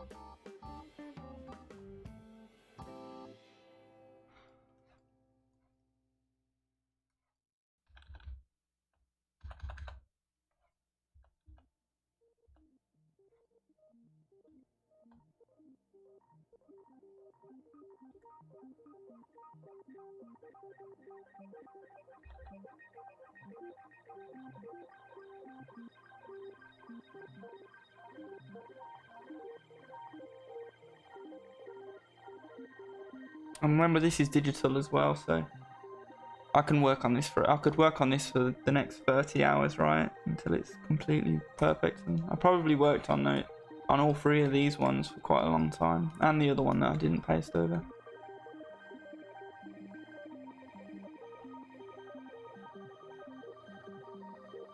It might be more design things that I want to change about this, though. Like, I feel like this area is a bit bland, but I don't feel like I can fix that with the material alone. I think it needs some kind of bold design choice to save it from being bland. Something like a hatch, like let's see, I put this hatch on this one. I could do something similar to that, or a paint line. Like I did on this one, which someone called this one Frutiger Alieno, which I love. And it really does look like that. But yeah, or some vents.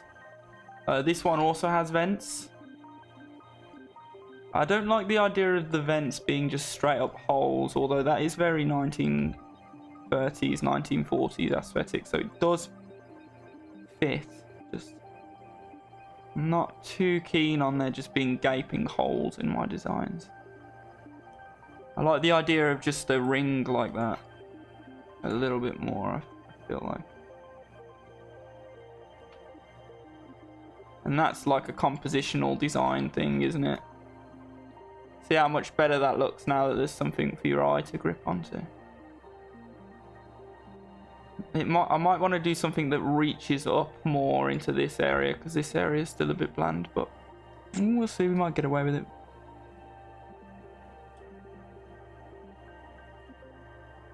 You want a nice mix of sharpness and blurriness across the painting.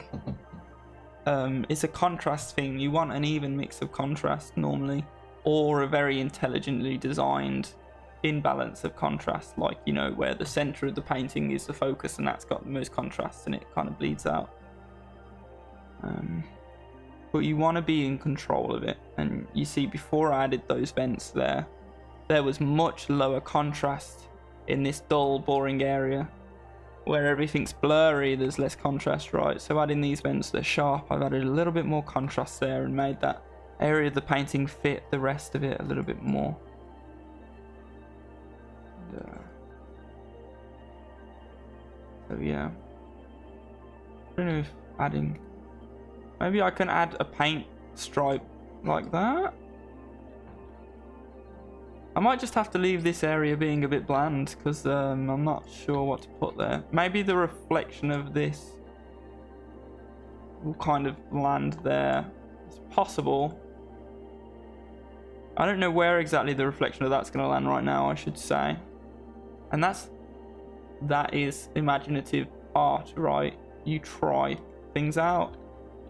It did look like it might work there, so I don't know if it's going to be pushed more towards the horizon. I don't know if the reflection is going to be like that shape instead. Who knows? Or maybe I could even like mutate the screen up into that area. You know? Do a quick mock-up and see how that looks. I don't like it, but you know what I mean. There's possibly things we can do. We might not end up doing anything about it, but we'll see. I've already put the vents in, so I think they kind of distract you from this low contrast area a little bit more. Wow. And these little vents, this is where you can use little shortcuts and patterns.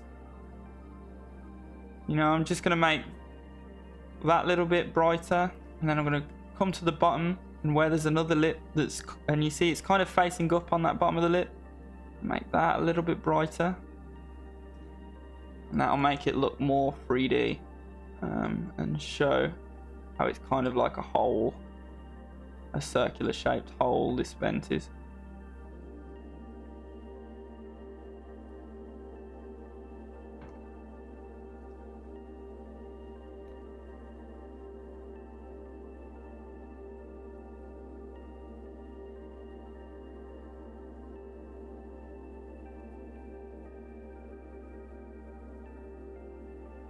By doing the highlights that it catches, because you got to remember at the edges of these holes it's hard to show because it's pixels. There's going to be that kind of a sharp corner, so that's going to catch a highlight.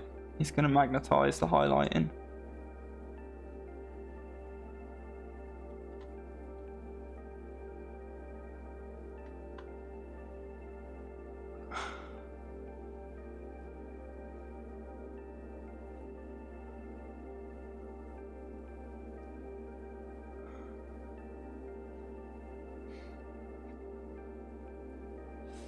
All right.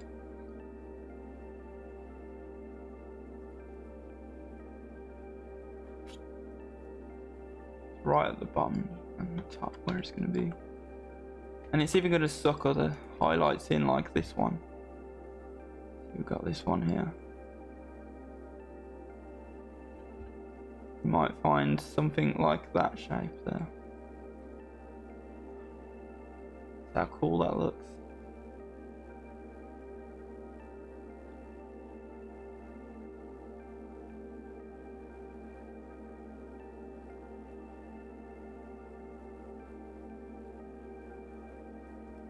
Just going to interact with those highlights a little bit, those specular reflections. It just needs some sharpness. It just needs some sharpness in that area. It's hard though, because that area shouldn't have sharp highlights because it's so flat and face on with the camera. I can put something of interest there though, so I can turn these into more of like an interesting shape. Donuts, basically. The donuts are interesting, the most interesting shape for highlights for some reason.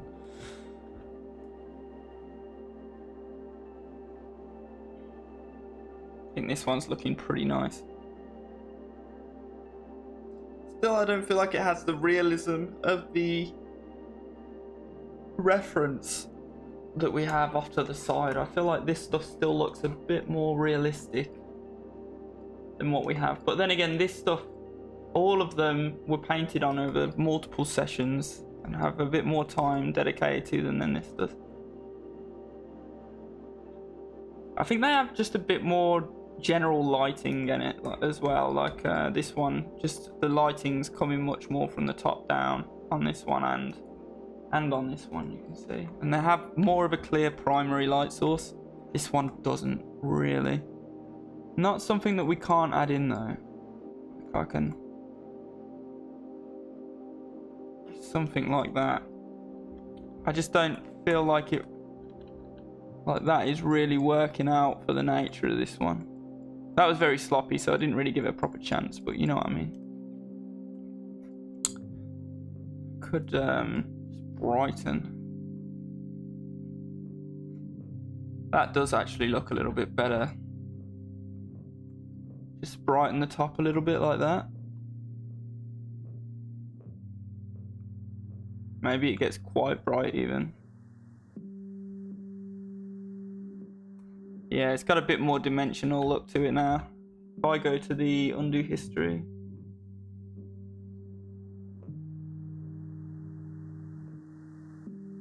Try not to click. Went from that to that then. From that to that. From that to that. So you see it's just got a bit more of a glow, a bit more of an aura to it. A bit more aura. Okay. Might want to stretch that to this front area too. And to right there. It's a bit desaturated as well. It probably is better to do that kind of brightening after with the blur brush. And you see how useful, not the blur brush, the air. You see how useful the airbrush is for doing that minor modification. I want to do something like that too.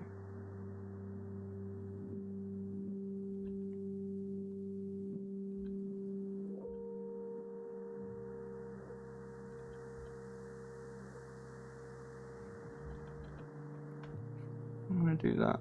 I want it to be more like this.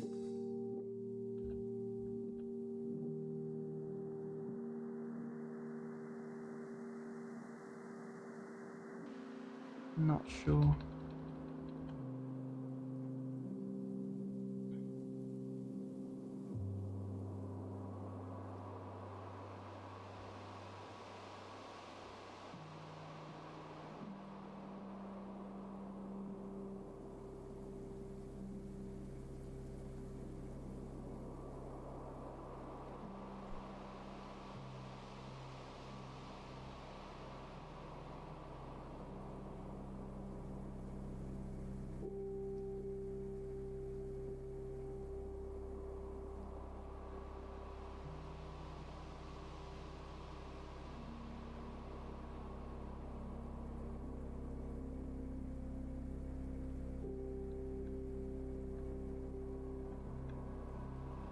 A lot of playing around.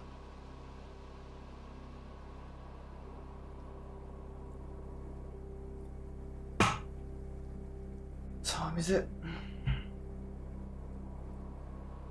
Yeah, we've got possibly another hour to stream if I have the stamina for that. Like I said, well, I'm not sure if I mentioned it. I've got food delivery, so that's kind of why it's at that, and you know, I've just got other stuff to do, like cleaning up the house and that. So I'm just gonna open some windows because it's super hot in here, and I might take just a 2-minute break to stretch my legs while I do that. Actually, it's probably a good idea. So yeah, back in 2 minutes.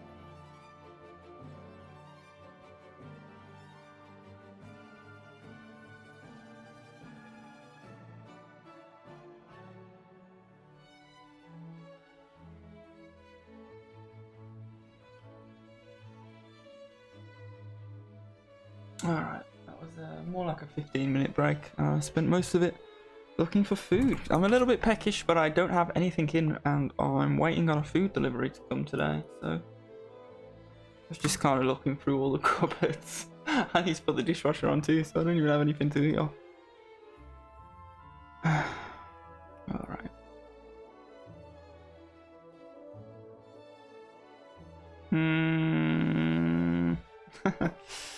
We'll figure out how to fill that space at some point. Maybe not even today.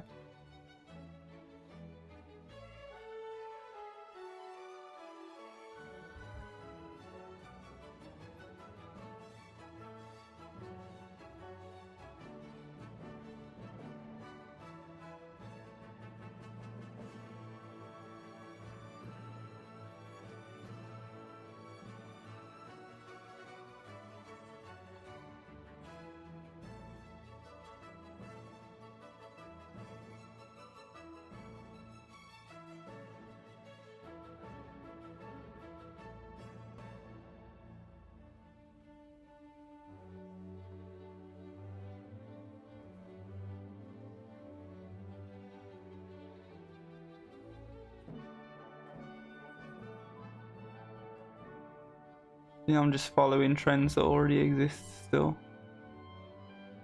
As usual. All the same stuff. Lots of dots still as well.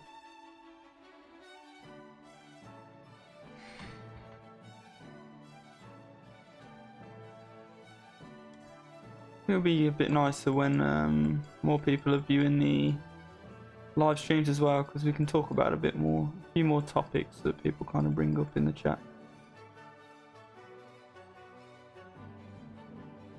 Because painting is tedious. So the big secret to it, really. If you want to make good paintings, it's a lot of long, slow, tedious work like this. This is what it looks like when you're not watching the fancy speed paintings that I put out.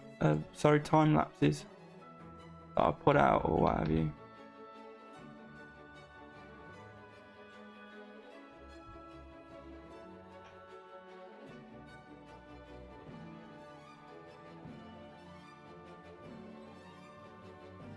It's just a lot of this, and you know, we've got a long way to go still. And even like I said earlier, this which I've already posted the time lapse for, probably a lot more work to be done on that still. Even maybe I'll switch to that actually for the last little bit of the stream, just get a bit of variety in, you know. Feel like I might be getting a bit fatigued with this particular sketch, this particular painting, whatever you want to call it.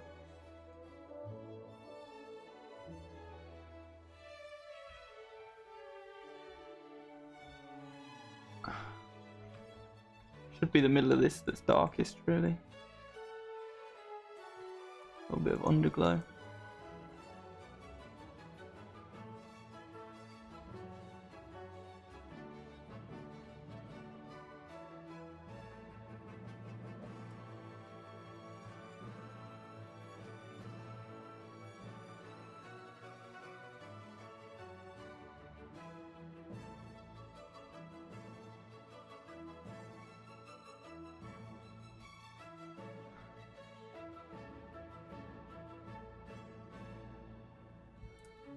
Good.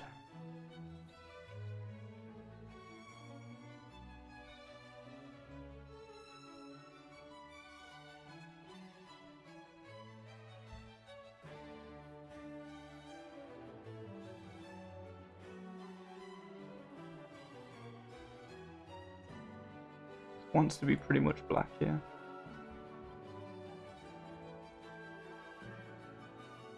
Yeah.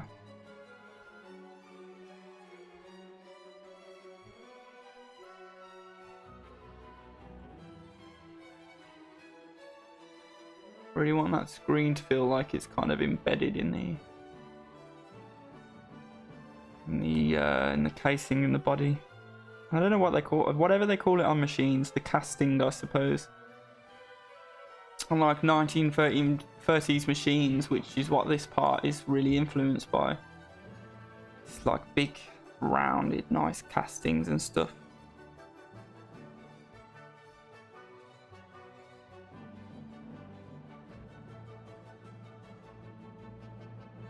I feel like this may be just a smudged thing at the top of this screen. Something like that. You can see that doesn't look great, but as soon as I blur the part that's more in the part that should be blurred, more in the center, not on the horizon. See, now it looks a lot more appropriate.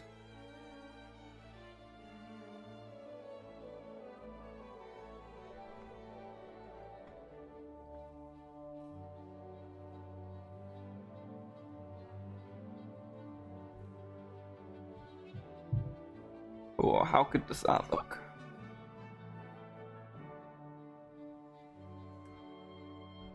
Looks pretty good to me.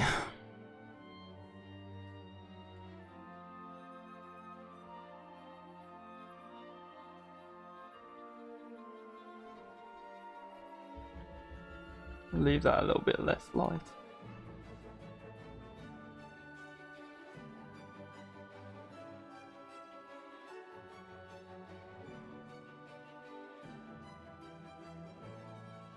Things kind of get smushed.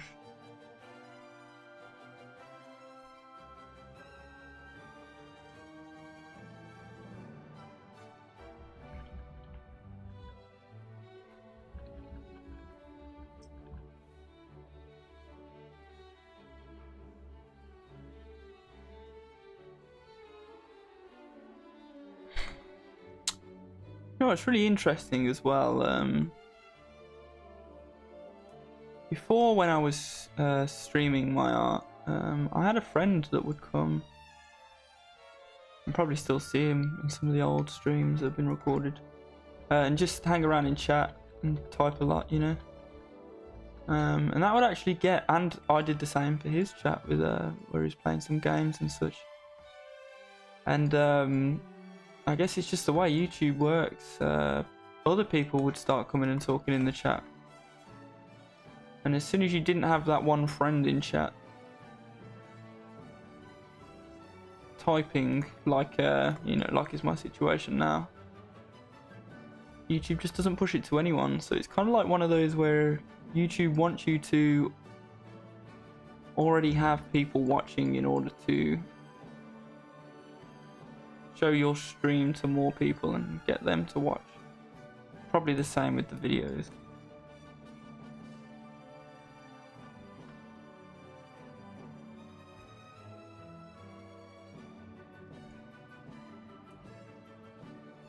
But we'll get there through sheer stubbornness.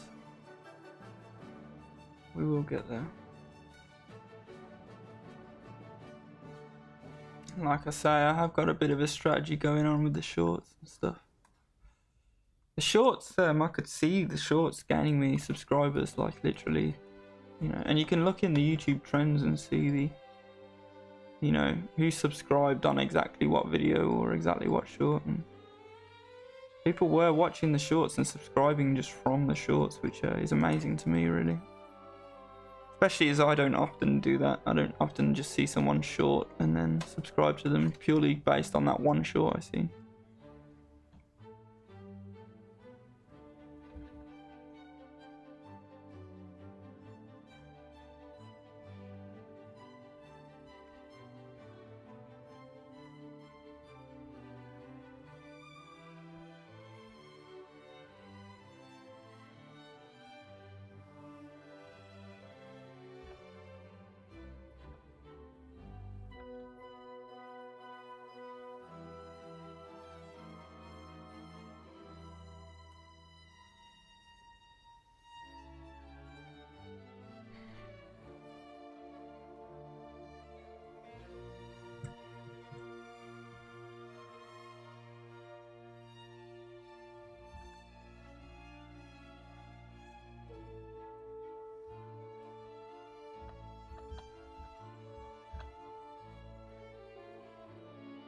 Yeah, let's work on this one a little bit and see what we got.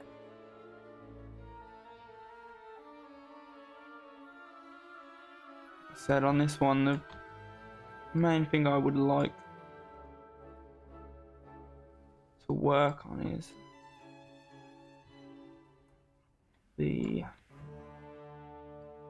I'd like to make it more colourful, not just blue. Purples might fit very well. In this area, a bit more purple. And you'll find that when you start off with a blue base like this, or any colour of base, but when you start off with a blue base like this, you start to play with the colours of it and add more colours.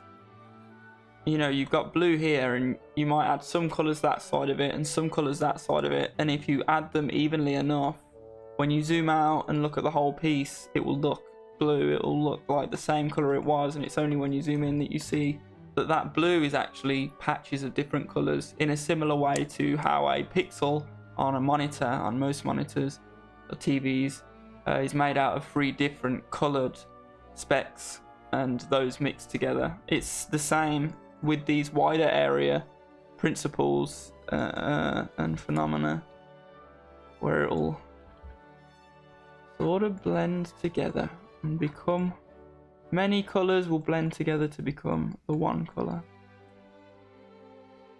Well, it's good to kind of start on a base with these colours as well. See, I've gone very green there, so now I'll go a bit more purple here. And we've still got that blue showing through in the middle, and when you zoom out, that green and that purple will appear blue. Especially because the dominant colour that's there already is blue, so your brain will kind of see that and make the inference that it's blue with some other colours being shone onto it. Also, probably should have mentioned earlier, a little bit clearer. You want a lot of the time you're mixing these chromas in, they're lights normally, like in my head canon, there's something very bright purple in the room that this is reflecting here, so it's going to be brighter than the base. Typically it's going to be brighter than that base blue, but you'll see when I do it with shadows as well, I do the same, but I do go darker with the shadows. So it really depends whether it's in a light or whether it's in a shadow, but typically when you're sneaking in a bunch of extra hues like I am here, they're going to be brighter than whatever the base was, because they're shining onto the base, so they're making it brighter. Green is too aggressive here.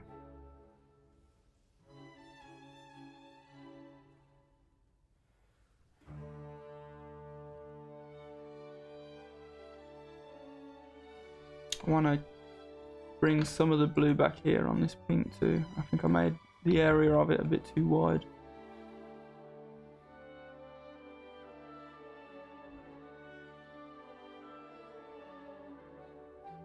And you see a lot of the times they turn into highlights as well, like this green that I added here is very likely that this is actually going to turn into some kind of highlight that goes around like that, you see.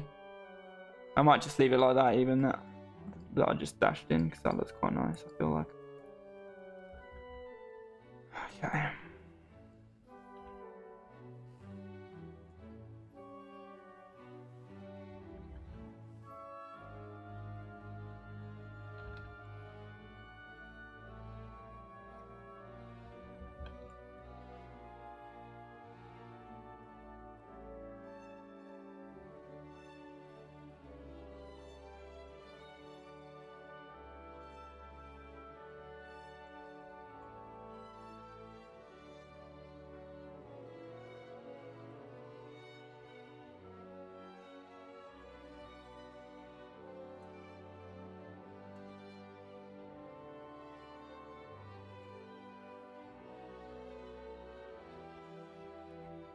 A lot of this is random again. I say this a lot, but a lot of this is just random. Complete, not even intuition, just straight up random. And then the intuition comes in after, when I zoom out and say, do I want to press Control Z? Do I want to reshape it a little bit? Does it look good? Did what I just do look good? You make actions first. You make actions first and then you think about them later in digital art, because you have Control Z and you have the ability to edit and sculpt whatever trend or pattern you just put in.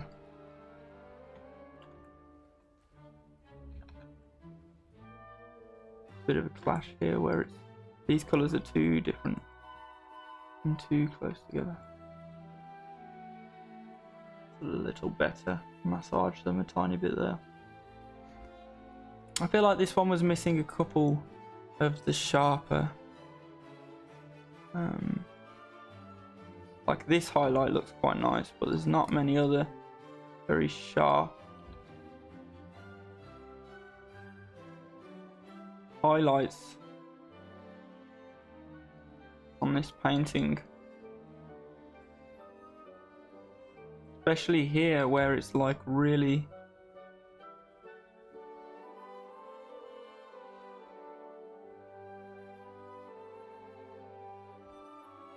should be quite sharp because it's quite a sharp bend.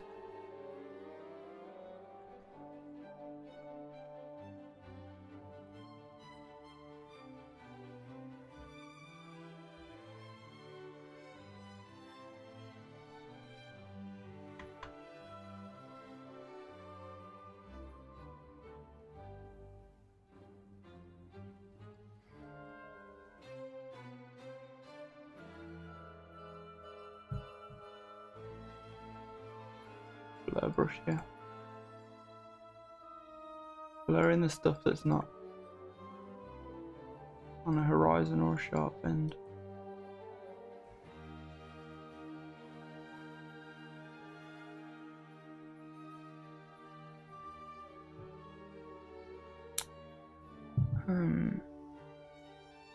Go ahead and add the highlights on the vents as well, why not? And maybe make them interact a little bit with some of the specular reflections. Draw a bit more attention to them, because I feel like these vents have kind of slipped into background. A really bright saturated purple. And do something like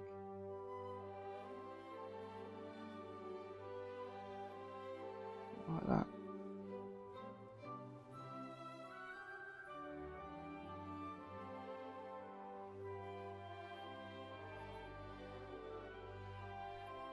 I don't like it.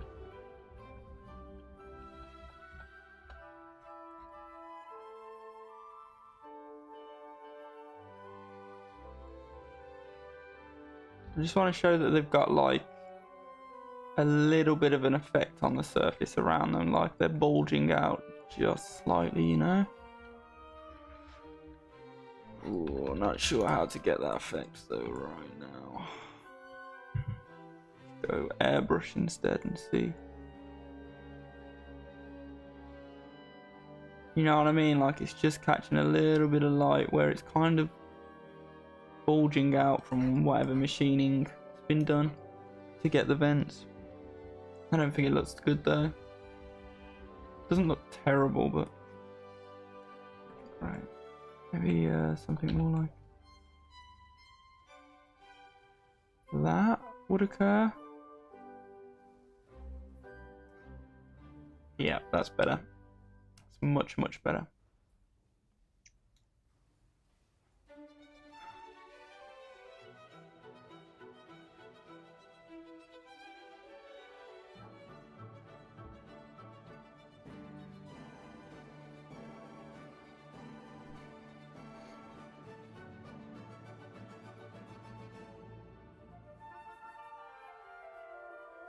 The only danger with jumping between the two sketches like this is it might ruin the time lapse a little bit, or just make it a bit harder for me to edit the time lapse, I suppose.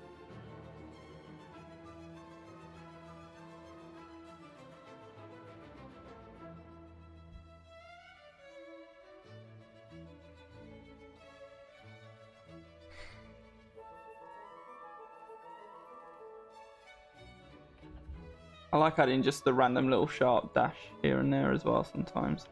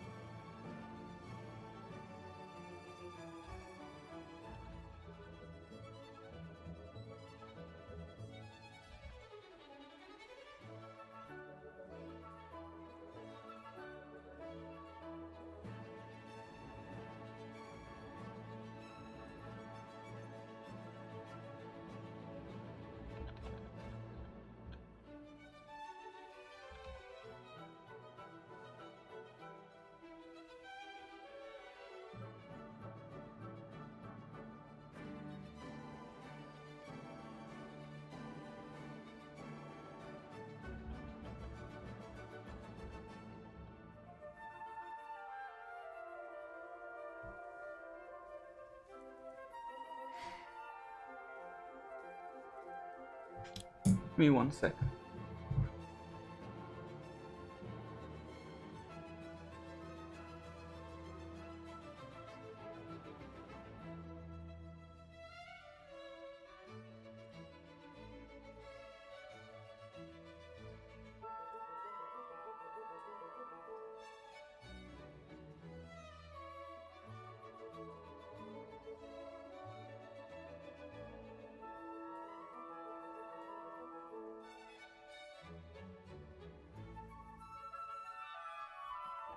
All right. Yeah, bin trucks going past. Sorry for the noise. I think I'm gonna call it there. I'm gonna sign out because I'm quite hungry. I can't. What is it? I can't find anything that I can cook and stream. So, it's been quite a fun stream. That's 2.5 hours total. I had 15-minute break, but whatever.